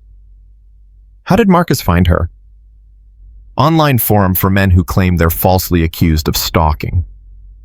Marcus posted his story. Vanessa responded, said she believed him, said she wanted to help. They've been communicating through the forum's messaging system for 2 weeks. "Can you arrest her?" "For what? Sending a message isn't illegal. Following Emma isn't illegal unless she makes threats or physical contact. Vanessa's been careful to stay just barely on the legal side of things. Just like Marcus. Exactly like Marcus, which tells me he's coaching her, telling her exactly how to harass you without getting arrested." Riley felt sick. "So we just wait for her to cross the line, wait for her to actually hurt someone. We're monitoring her, following her, documenting everything. But yes, until she does something actionable, our hands are tied." Riley hung up and looked at her father, who'd heard every word. "I want to testify at the trial. I want to stand up in front of a judge and jury and tell them exactly what Marcus did to me." "Riley, the prosecutor, will decide." "I don't care what the prosecutor decides. I'm the victim. This is my story, and I'm going to tell it." Carlos pulled her into a hug. Okay, mija. We'll tell the prosecutor you want to testify. The trial date was set for 8 weeks out. The prosecutor, a sharp woman named Janet Reeves, met with Riley to prepare her testimony. I need you to understand what you're agreeing to. Marcus's lawyer will cross-examine you. He'll try to make you look unreliable, dramatic, attention-seeking. He'll twist your words and question your motives. It's going to be brutal. I don't care. You say that now. But when you're on that stand facing Marcus, having your entire life picked apart by a defense attorney trying to discredit you, I don't care. Riley's voice was steel. Marcus took months of my life, made me afraid to go to school, to sleep in my own bed, to live normally. I'm not letting him take anything else. I'm standing up and telling the truth. Whatever his lawyer throws at me, I can handle it. Janet studied Riley's face, then nodded. Okay, then let's get you ready. Over the next 6 weeks, Riley prepared. She practiced her testimony, reviewed evidence, relived every terrifying moment of Marcus's stalking campaign. It was exhausting and re-traumatizing and necessary, because Riley was done being a victim. She was going to be a survivor who fought back. But Marcus wasn't done fighting either. 3 weeks before trial, Riley's phone buzzed with a video message. She almost didn't open it, almost deleted it immediately. But something made her look. The video showed Emma walking to her car after school. Vanessa was following her, staying 20 feet back, filming the whole thing. Emma was completely unaware. The video was captioned, "Tell Riley she can't protect everyone. Tell her some of us are willing to sacrifice anything for love." Riley showed Jack and Morrison immediately. Both their faces went dark. "That's a threat," Morrison said. Implied but clear. Vanessa just moved from harassment to threatening behavior. "Can you arrest her now?" "I'm getting a warrant right now." Vanessa Pierce was arrested 4 hours later at her apartment. She didn't resist. Didn't seem surprised. Just smiled at the officers and said, "Marcus was right. You people will never understand true love." They found a laptop in her apartment with hundreds of messages between her and Marcus. Plans for how to harass Riley. Surveillance schedules. Photos of Emma, of Riley's father, of Jack, and the Iron Phoenix members. Vanessa had been documenting everyone in Riley's life, cataloging vulnerabilities, reporting back to Marcus about everything. She was obsessed with him, Morrison explained after interviewing Vanessa for 3 hours. Believed Marcus's story completely. Thought she was helping rescue him from false accusations. She saw herself as his partner, his ally against the world. What happens to her now? She's charged with stalking, criminal harassment, and conspiracy. She'll likely plead out, get probation, maybe minimal jail time. Her lawyer's already arguing she was manipulated by Marcus. Was she? Morrison considered. Yes and no. Marcus definitely manipulated her. But Vanessa made choices. She chose to follow Emma, chose to send threatening messages, chose to help Marcus terrorize you. At some point, being manipulated stops being an excuse. With Vanessa in custody, Riley felt marginally safer. But Marcus had proven he could recruit people even from jail. Who else might be out there believing his lies, willing to act on his behalf? The trial started on a cold morning in February. Riley walked into the courthouse flanked by her father, Jack, Sarah, and Detective Morrison. Media crews lined the entrance. Marcus's case had attracted national attention. True crime shows had covered it. Social media was divided between people who supported Riley and people who believed Marcus's victim narrative. Riley ignored all of it, walked through the crowds with her head up, refusing to show fear. She was done hiding. The courtroom was packed. Riley sat in the front row behind the prosecutor's table. Across the aisle, Marcus sat with his lawyer wearing a suit that made him look professional and harmless. When he saw Riley, he smiled. That same pleasant smile. Like they were old friends reuniting. Riley didn't smile back. The trial lasted 3 days. The prosecutor presented overwhelming evidence. Messages, photos from Marcus's apartment, testimony from Detective Morrison, testimony from Emma about Vanessa's harassment, GPS records showing Marcus repeatedly violating his restraining order, Video from the botanical garden showing Marcus grabbing Riley's wrist. Marcus's lawyer fought back hard, argued entrapment, suggested Riley had encouraged Marcus's attention, then changed her mind. Implied Riley was mentally unstable, seeking attention, exaggerating threats. He called character witnesses who said Marcus was kind, generous, incapable of violence. On the third day, Riley took the stand. The prosecutor led her through her testimony. Riley told her story clearly, directly, without embellishment. The library, the messages, the man outside her window, the constant fear, the way Marcus had systematically destroyed her sense of safety. Then Marcus's lawyer stood for cross-examination. Miss Martinez, isn't it true you posted frequently on social media? Yes. Public accounts, where anyone could see what you posted. Some were public. So when Marcus looked at your posts, he was simply viewing content you'd made publicly available, correct? He wasn't just looking. He was studying me, learning my schedule, using information to, please just answer the question. He viewed publicly available information, yes or no? Riley's jaw tightened. Yes. And when Marcus approached you at the library, he simply introduced himself and made conversation, correct? He made me uncomfortable. I told him I had to go. But he didn't threaten you. Not explicitly, but his behavior. Yes or no, Miss Martinez? Did Marcus threaten you at the library? No, but thank you. Now you claim Marcus stood outside your window one night, but there were no witnesses to this, correct? No cameras, just your word. I know what I saw. Your word against his, and you were frightened at the time, possibly not thinking clearly. Objection. Janet Reeves was on her feet. Counsel is badgering the witness. Sustained. Move along, counselor. Marcus's lawyer changed tactics. Miss Martinez, how many messages did you block from Marcus? I don't know. Dozens. And yet you continued checking them, reading them, keeping your social media accounts active even though you knew he was watching. Why? Because I was trying to document. Or were you enjoying the attention? Maybe initially you were flattered by Marcus's interest and then... No. Riley's voice rose. I was never flattered. I was terrified from the first moment. Everything he did made me feel unsafe and violated and... So you say. But isn't it possible you're exaggerating? Making a lonely man's awkward attempts at connection seem more sinister than they were. Riley looked at Marcus. He was watching her with those intense eyes, still smiling slightly, like this was all just a misunderstanding that would get cleared up soon. No, Riley said clearly. I'm not exaggerating. Marcus Webb stalked me. He terrorized me. He destroyed months of my life. He recruited someone to help him harass my friends even from jail. He's dangerous, and nothing his lawyer says will change what he did to me.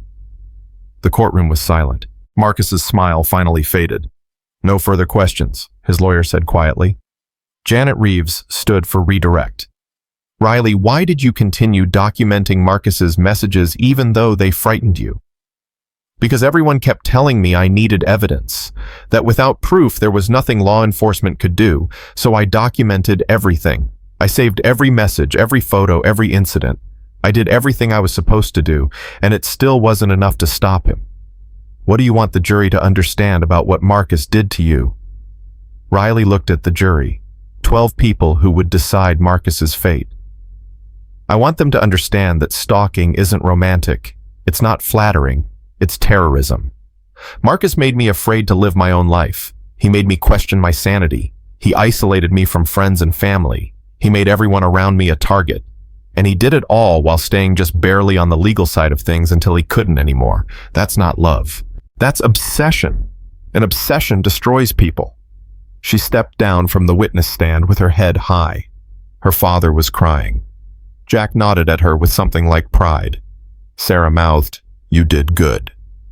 The jury deliberated for 6 hours. Riley waited in a conference room with her father and the Iron Phoenix members, unable to eat, barely able to breathe. Everything came down to 12 strangers deciding whether to believe her or Marcus's carefully constructed victim narrative.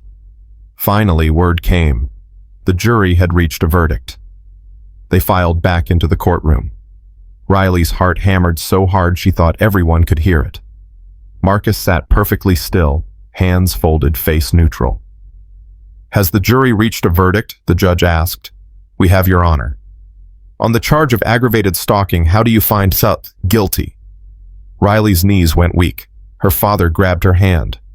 On the charge of criminal threatening, guilty. On the charge of harassment, guilty. On the charge of violation of protective order, guilty. Guilty, guilty, guilty. On every single count, the word echoed through the courtroom like salvation. Marcus's face went white, then red, then white again. He turned to look at Riley one last time. She met his eyes steadily, refusing to look away, refusing to give him the satisfaction of seeing her afraid. He mouthed one word, inevitable. But Riley shook her head. Nothing was inevitable except justice, and justice had finally come. Sentencing was set for 2 weeks later. Janet Reeves asked Riley if she wanted to give a victim impact statement. Riley said yes immediately. She'd already written it, had been writing it in her head for months. On sentencing day, Riley stood before the judge and read her statement. She talked about the fear, the isolation, the way Marcus had stolen her sense of safety. She talked about her father's guilt and her friend's trauma and the ripple effects of one man's obsession on dozens of lives. Marcus Webb took months of my life, Riley said.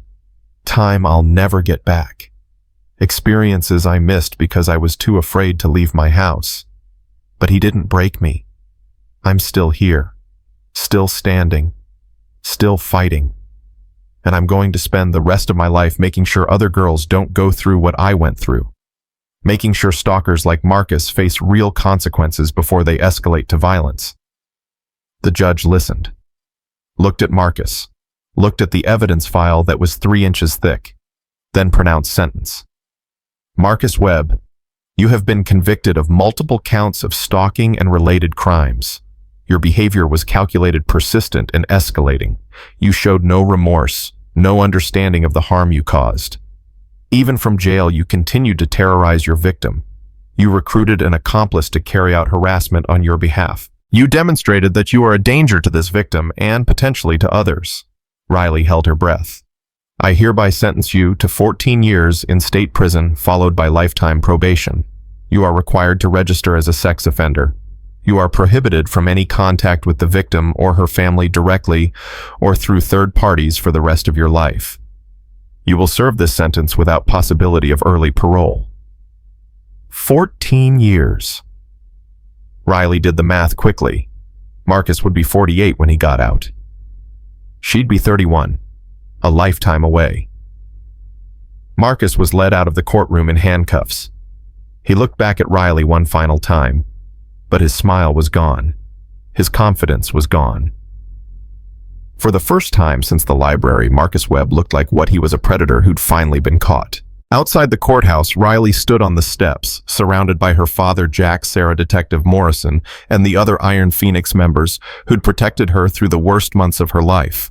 Media cameras surrounded them, but Riley didn't care. She was free. Finally, truly free. How do you feel? A reporter called out. Riley thought about it. How did she feel? Relieved, exhausted, angry that it had taken so long, grateful for the people who'd stood beside her, changed in ways she was still discovering. I feel like I survived, Riley said finally, and survival is its own kind of victory. But victory felt hollow the next morning when Riley woke up and still checked her phone for threatening messages, when she still looked over her shoulder walking to the bathroom, when she still flinched at unexpected sounds. Marcus was in prison, but the damage he'd done lived on in Riley's nervous system, written into her reflexes and her nightmares. It takes time, her therapist, Dr. Sharon Martinez, told her during their first session after the trial. Your brain spent months in survival mode. You can't just flip a switch and go back to who you were before. What if I can't go back? What if this is who I am now? Then you learn to be this person.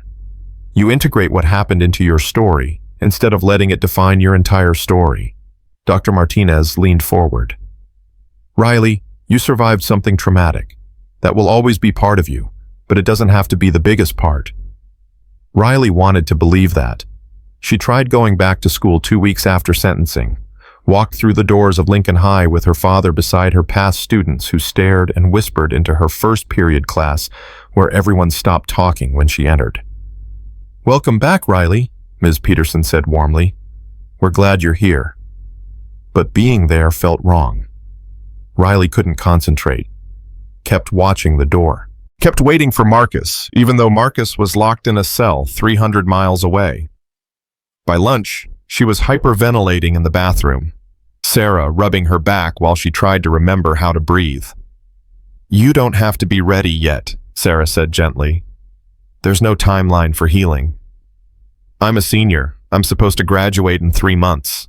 I'm supposed to be applying to colleges and planning my future, and you will. Just maybe not on the schedule you planned before." Riley ended up finishing her senior year through independent study. It wasn't what she'd imagined, no prom, no senior pranks, no graduation ceremony with her classmates. But she finished, graduated with a 3.7 GPA despite everything. Her father cried when the diploma arrived in the mail. "I'm so proud of you, mija," Carlos said, holding the diploma like it was made of gold. "After everything you went through, you still finished. You still fought." "I had help." Riley looked at him, really looked at him. Her father had aged in the past 6 months, new gray in his hair, new lines around his eyes. He'd sacrificed his career, his savings, his peace of mind to keep her safe. "Dad, I'm sorry for everything you gave up because of me. Don't you dare apologize. You didn't ask for any of this. You were targeted by a predator, and you survived. That's not something to apologize for. Still, you lost your job. We're barely making rent.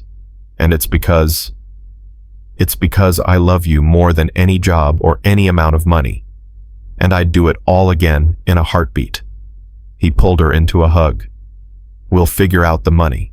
We'll figure out everything. Together."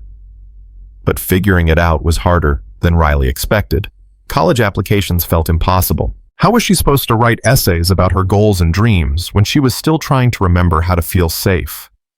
How was she supposed to plan for a future when she was still trapped in the past? Jack offered a solution she hadn't considered. "Come work with us, with Iron Phoenix. We're expanding the Guardian program. Need people who understand what it's like to be stalked, who can help other victims navigate the system." "I'm 18. I don't know anything about—" "You know more than most people ever will. You know what it feels like. You know what works and what doesn't. You know how the legal system fails and how to fight anyway." Jack's expression was serious. "Riley, you could help save lives. Real, actual lives. Think about it." She did think about it. Thought about it while filling out college applications that felt meaningless. Thought about it while lying awake at night still checking her phone compulsively, even though Marcus couldn't contact her anymore. Thought about it while watching the news report another stalking case where a young woman hadn't been as lucky as Riley, where the system had failed completely, where someone had died. 3 months after Marcus's sentencing, Riley called Jack. "I want to help. Tell me what to do." The Iron Phoenix Guardian program operated out of the same clubhouse where Riley had first met Jack and Sarah. They'd converted a back room into an office, computers, filing cabinets, phones that rang constantly with people needing help. Riley started as a volunteer, answering calls, taking reports, learning the system. Her first call came on a Tuesday morning. A woman named Jennifer, 23, being stalked by her ex-boyfriend. Jennifer's voice shook as she described the messages, the drive-bys, the way police kept telling her there wasn't enough evidence to arrest him. "I know how you feel," Riley said quietly. "I went through something similar. It's terrifying. It feels like no one believes you. They don't believe me. They think I'm overreacting. They say he hasn't actually done anything illegal. They told me the same thing. But you're not overreacting. Your fear is valid, and we're going to help you." Riley talked Jennifer through documenting everything, filing, restraining orders, building a case. She connected Jennifer with Detective Morrison, who'd become the department's go-to investigator for stalking cases. She arranged for Iron Phoenix members to provide security while Jennifer moved to a new apartment. 2 weeks later, Jennifer's ex violated the restraining order. Police arrested him on the spot because Morrison had already built a file, already established a pattern, already made sure the system wouldn't fail Jennifer the way it had almost failed Riley. "You saved my life," Jennifer said when she called to thank Riley. "If I'd kept trying to handle this alone, I don't know what would have happened." Riley hung up and cried. Not from sadness, but from the overwhelming realization that maybe surviving Marcus hadn't been meaningless. Maybe she could take that horror and transform it into something that helped others. Over the next 6 months, Riley helped 17 people escape stalking situations. Some cases resolved quickly. Others took months of patience and documentation and strategic planning. But every single person made it out alive, made it out safe. And that meant everything. Emma came to visit on a Saturday afternoon, bringing coffee and apologies. "I'm sorry I suggested you should just talk to Marcus. I'm sorry I didn't understand how serious it was." "You didn't know," Riley said. "Most people don't until it happens to them. I should have believed you immediately, should have supported you better. Instead, Emma's voice broke. "I almost made it worse. Em, you were scared too. Vanessa was following you. You were trying to survive too. I don't blame you. I blame me." Emma looked at Riley across the table. "You're so much stronger than I gave you credit for. What you're doing here, helping people, it's amazing. It's necessary. That's different than amazing." But it felt amazing when Riley got a call from a woman in California who'd read about Marcus's case online. Her name was Patricia, and she'd been one of Marcus's previous victims, one of the women who'd dropped charges and fled to another state rather than keep fighting. "I saw you testify," Patricia said, "saw you stand up to him. And I realized I never got justice because I was too afraid. But you weren't afraid. Or maybe you were afraid, but you did it anyway." "I was terrified," Riley admitted, "every second of that trial. But you did it anyway, and he's in prison because of you. Because you were brave enough to fight." Patricia took a shaky breath. "I want to help. I want to testify against Marcus if there's any way I can. I want to make sure he never gets out early. Never gets a chance to do this to anyone else." Riley connected Patricia with Janet Reeves, the prosecutor. Patricia's testimony, combined with testimony from Marcus's other victims, became part of a supplemental filing that would follow Marcus through every parole hearing for the next 14 years. A permanent record of the pattern of predation he'd established long before Riley. "You're building something important," Jack told Riley one evening as they locked up the office. "Not just helping individuals, you're changing the system, making it harder for guys like Marcus to slip through the cracks. One case at a time isn't enough. The system is still broken. So we fix it, piece by piece." Jack handed her a folder. "Remember I told you about Riley's Law, the legislation your case inspired?" Riley opened the folder. Inside was a bill proposed to the Arizona State Legislature strengthening stalking statutes, mandating police training, creating a victim advocacy fund, requiring GPS monitoring for all stalking arrests. It was everything Riley had wished existed when Marcus was terrorizing her. "It's moving through committee," Jack said. "Might actually pass, and if it does, you'll have saved more lives than you can count." Riley stared at the bill with her name on it. Riley's Law. Her nightmare transformed into protection for others. It felt impossible and necessary and overwhelming all at once. Her father had found work as a dispatcher for a local trucking company. Not the same as driving, not the same money, but enough to pay rent and keep them stable.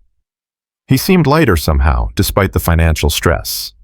Like finally being home with Riley mattered more than the job he'd lost. "I talked to your aunt in San Diego," Carlos said over dinner one night. "She asked if we'd thought about moving there, starting fresh where Marcus never was." Riley's chest tightened. "What did you tell her?"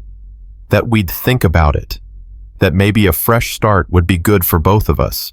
He looked at Riley carefully. "What do you think?" "I think running away won't make the memories disappear. I think Phoenix is where I survived, where I learned to fight back, where I'm building something that matters." Riley pushed food around her plate.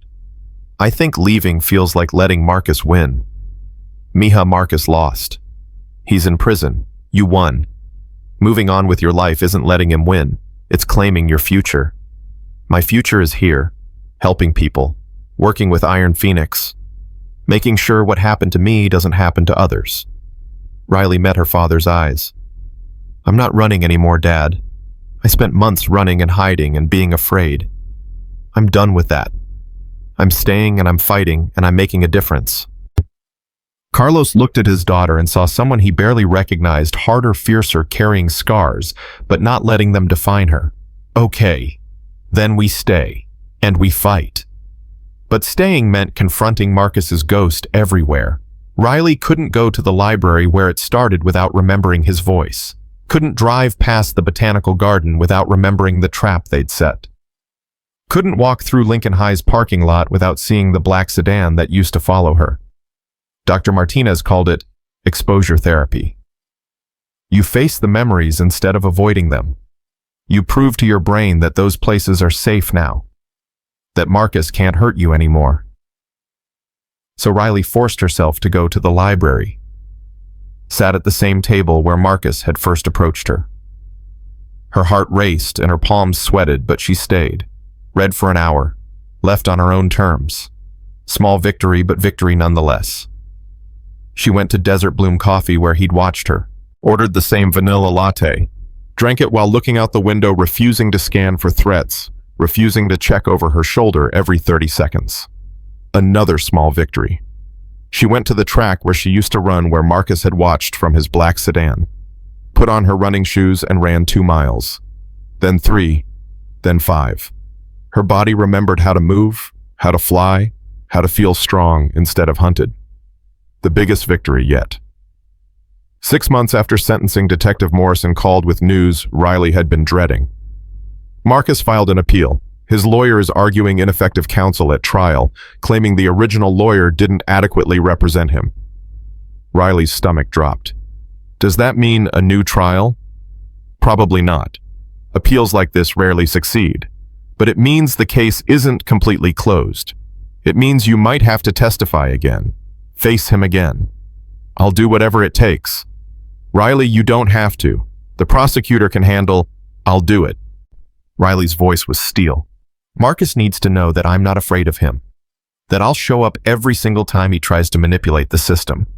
That I'm not going away. The appeal hearing was scheduled for 3 months out. Riley spent those months preparing herself mentally, working with victims, building her strength. She'd testified once. She could do it again. But 2 weeks before the hearing, something happened that changed everything. Riley was working at the Iron Phoenix office when a call came through. A teenager named Alexis, 15 years old, being stalked by a teacher at her school. No one believes me, Alexis sobbed into the phone. They say he's just being friendly, that I'm misinterpreting. But the way he looks at me, the messages he sends, the way he finds excuses to be near me, it's not friendly. It's terrifying. Riley's blood ran cold. She knew exactly what Alexis was feeling. I believe you. Tell me everything. The case was horrifyingly familiar. A predator using authority and charm to mask obsession. A system dismissing a young girl's legitimate fears. Parents who wanted to believe their daughter was safe, so they convinced themselves she was overreacting. I feel crazy, Alexis said. Like maybe I am making it up. Maybe I'm reading too much into normal teacher-student interaction. You're not crazy. You're not overreacting. Your instincts are telling you something is wrong because something is wrong. Riley felt rage building in her chest. We're going to help you. We're going to make sure you're protected. And we're going to make sure this teacher faces consequences before he hurts you or anyone else. Riley personally worked Alexis's case, connected the family with Detective Morrison, helped document every interaction, arranged for Iron Phoenix members to escort Alexis to and from school. And when the school district tried to sweep it under the rug, tried to claim there was no evidence of inappropriate behavior, Riley went nuclear. She contacted the media, told them her story, and connected it to Alexis's.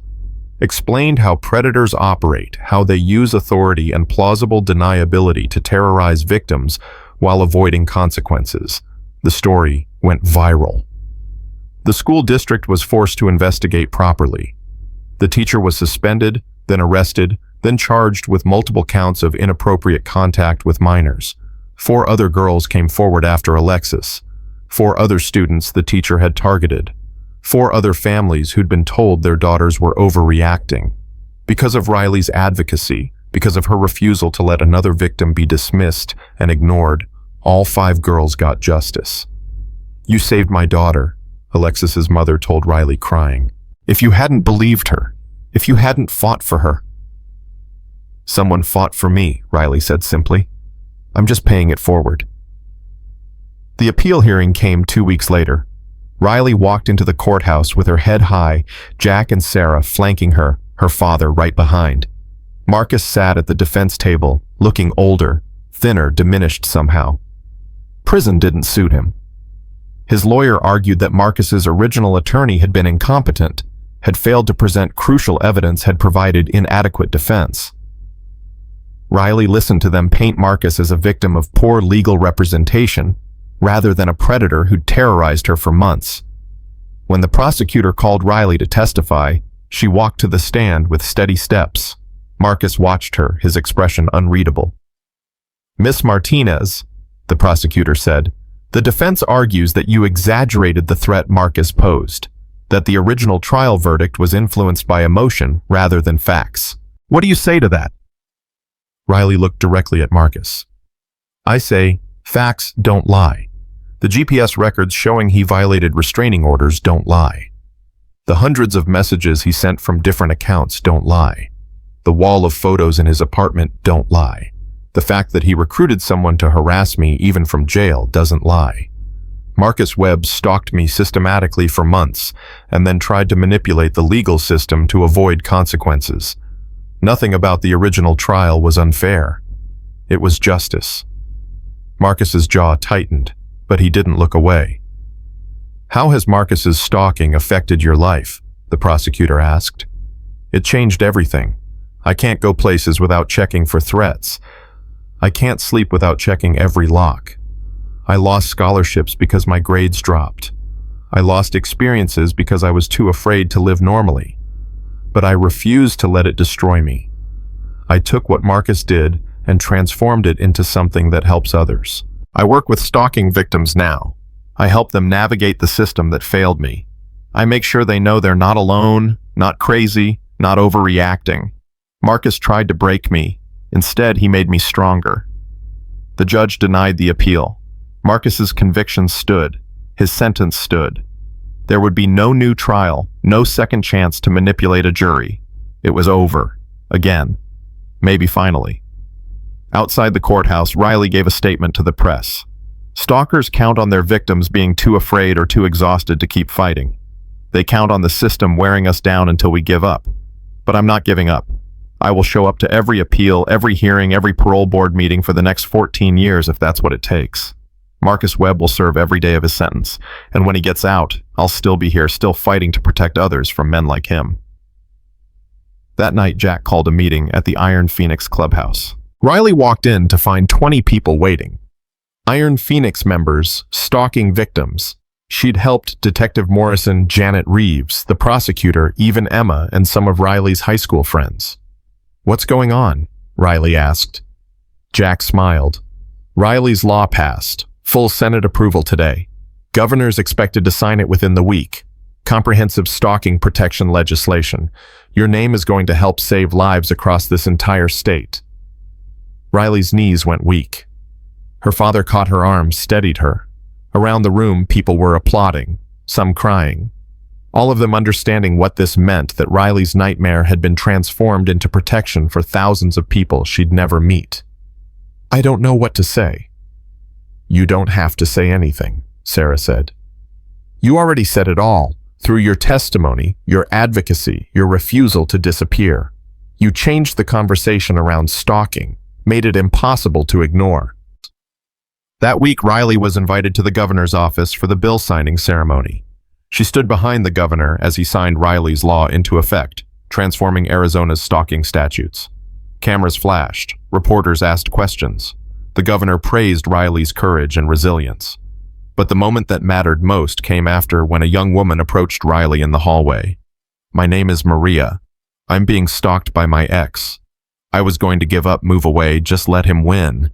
But I saw your story, saw how you fought, and I decided to fight too. The new law, Riley's law, it's going to help me. Give me protections I wouldn't have had last week. You saved my life and you don't even know me. Riley hugged Maria, this stranger whose life had been changed by Riley's willingness to keep fighting when everything in her wanted to give up. You're going to be okay. We're going to make sure of it. 18 months after Marcus's sentencing, Riley enrolled in community college. Criminal justice major. She'd decided on a career path, victim advocacy. She'd work within the legal system, fix it from the inside, make sure what happened to her became harder to happen to others. Her father drove her to campus on the first day. You sure about this? I'm sure. This is what I'm supposed to do, who I'm supposed to be. You're going to change lives, mija. I already am. Now I'm just going to do it more officially. Riley walked into her first class introduction to criminal justice and took a seat. The professor started with a case study, a stalking case, a young woman terrorized by a predator who used legal loopholes to avoid consequences until a determined victim fought back and changed the law. This case, the professor said, represents a turning point in how we handle stalking. The victim, Riley Martinez, not only survived, but transformed her experience into legislation that has since been adopted or adapted by 12 states. She's an example of how individual courage can create systemic change. Riley sat in the back of the classroom listening to the professor talk about her like she was someone extraordinary. But Riley didn't feel extraordinary. She felt like someone who'd survived because she'd had help. Because Jack and Sarah and Detective Morrison and her father and even strangers had stood between her and a predator. Because the system, despite its flaws, had eventually worked. After class, Riley returned to the Iron Phoenix office. 3 new cases had come in while she was at school. She made calls, took notes, coordinated with Morrison's department. The work was endless but necessary. Every person she helped was proof that Marcus hadn't won, that Riley's story had a purpose beyond just surviving. That evening, Emma called. I got engaged. I wanted you to be the first to know after my parents. Riley felt joy pierce through the armor she'd built around her heart. Em, that's amazing. Tell me everything. They talked for an hour about wedding plans and happiness and futures that weren't defined by fear. When they hung up, Riley realized she was smiling. Actually smiling. The weight she'd been carrying for 2 years hadn't disappeared, but it had shifted somehow. Become bearable. Her father noticed the change. You seem lighter today. Emma got engaged. Life is moving forward for people I love. That feels good. Life is moving forward for you too, mija. College, your work with victims. You're building something beautiful from something terrible. That night, Riley pulled out the journal Dr. Martinez had encouraged her to keep. She'd been writing in it sporadically since the trial processing trauma tracking progress. She flipped back through pages of fear and rage and despair. Then she wrote a new entry. 2 years ago, a man named Marcus Webb tried to destroy my life. He stalked me, terrorized me, made me afraid of my own shadow. The system failed me repeatedly until finally it didn't. Marcus is in prison serving 14 years. I survived. But more than surviving, I transformed what happened to me into something that protects others. Riley's Law exists. The Iron Phoenix Guardian program helps dozens of people every month. I'm studying to become a victim advocate. Marcus tried to make me his possession, his victim, his obsession. Instead, I became someone who fights for others who can't fight for themselves. That's the real victory. Not just surviving, but using survival to create change. 3 years after sentencing, Riley was offered a job with the county prosecutor's office, victim advocate coordinator. She'd work with stalking and domestic violence victims, help them navigate the legal system, ensure they had support throughout the prosecution process. It was everything she'd been working toward. This is incredible, her father said when she told him. A real career, salary and benefits, and a chance to change the system from the inside, make sure others don't fall through the cracks the way I almost did. Riley accepted the position. Started the following month. Her first case was a woman whose ex-husband had been stalking her for 6 months. The woman was exhausted, defeated, ready to give up. "I've been fighting for so long," the woman said. "I'm tired. I just want it to be over." Riley understood that exhaustion in her bones. "I know. I've been where you are, but giving up means he wins, and we're not going to let him win." Together they built a case. Together they stood up to a predator. Together they won. The ex-husband was convicted and sentenced to 8 years. The woman hugged Riley afterward, crying with relief. "You saved my life." "No," Riley said. "You saved your own life by refusing to give up. I just helped you find the tools." 4 years after Marcus's sentencing, Riley got a call from the parole board. Marcus was eligible for a parole hearing in 10 years. They wanted to know if Riley planned to attend. "Every single one," Riley said without hesitation.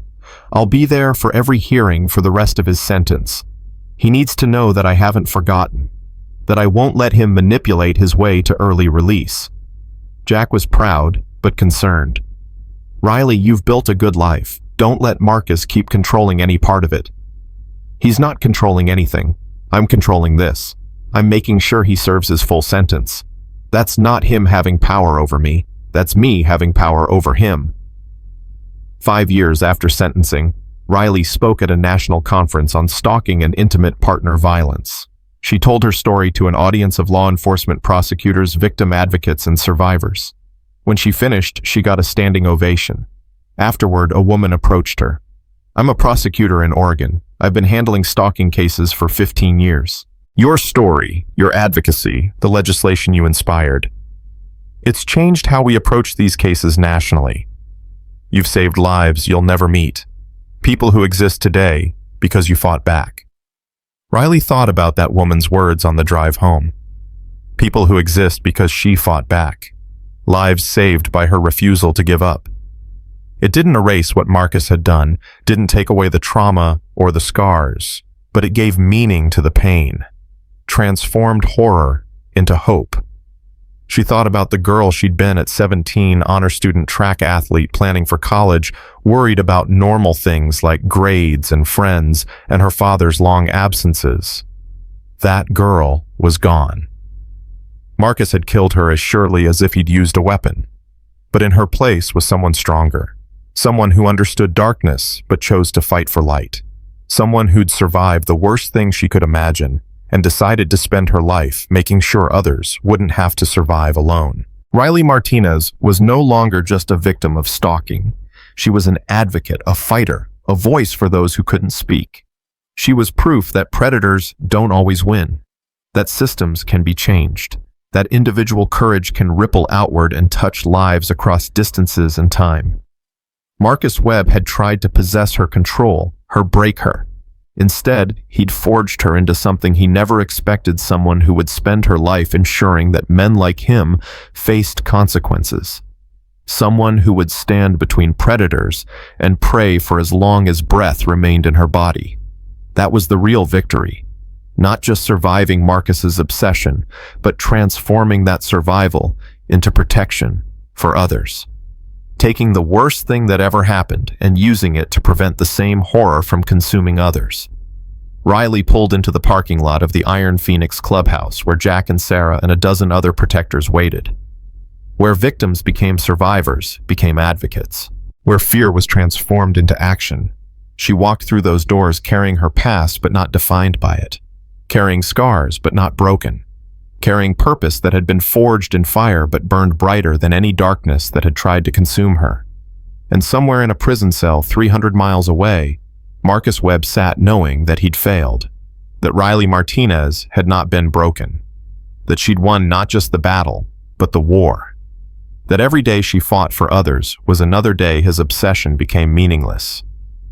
Justice isn't always fast, and healing isn't always neat, but both are possible when people refuse to give up. When individuals stand between predators and prey.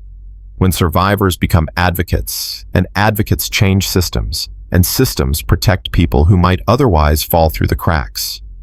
Riley Martinez survived. More than survived, she transformed survival into salvation for others.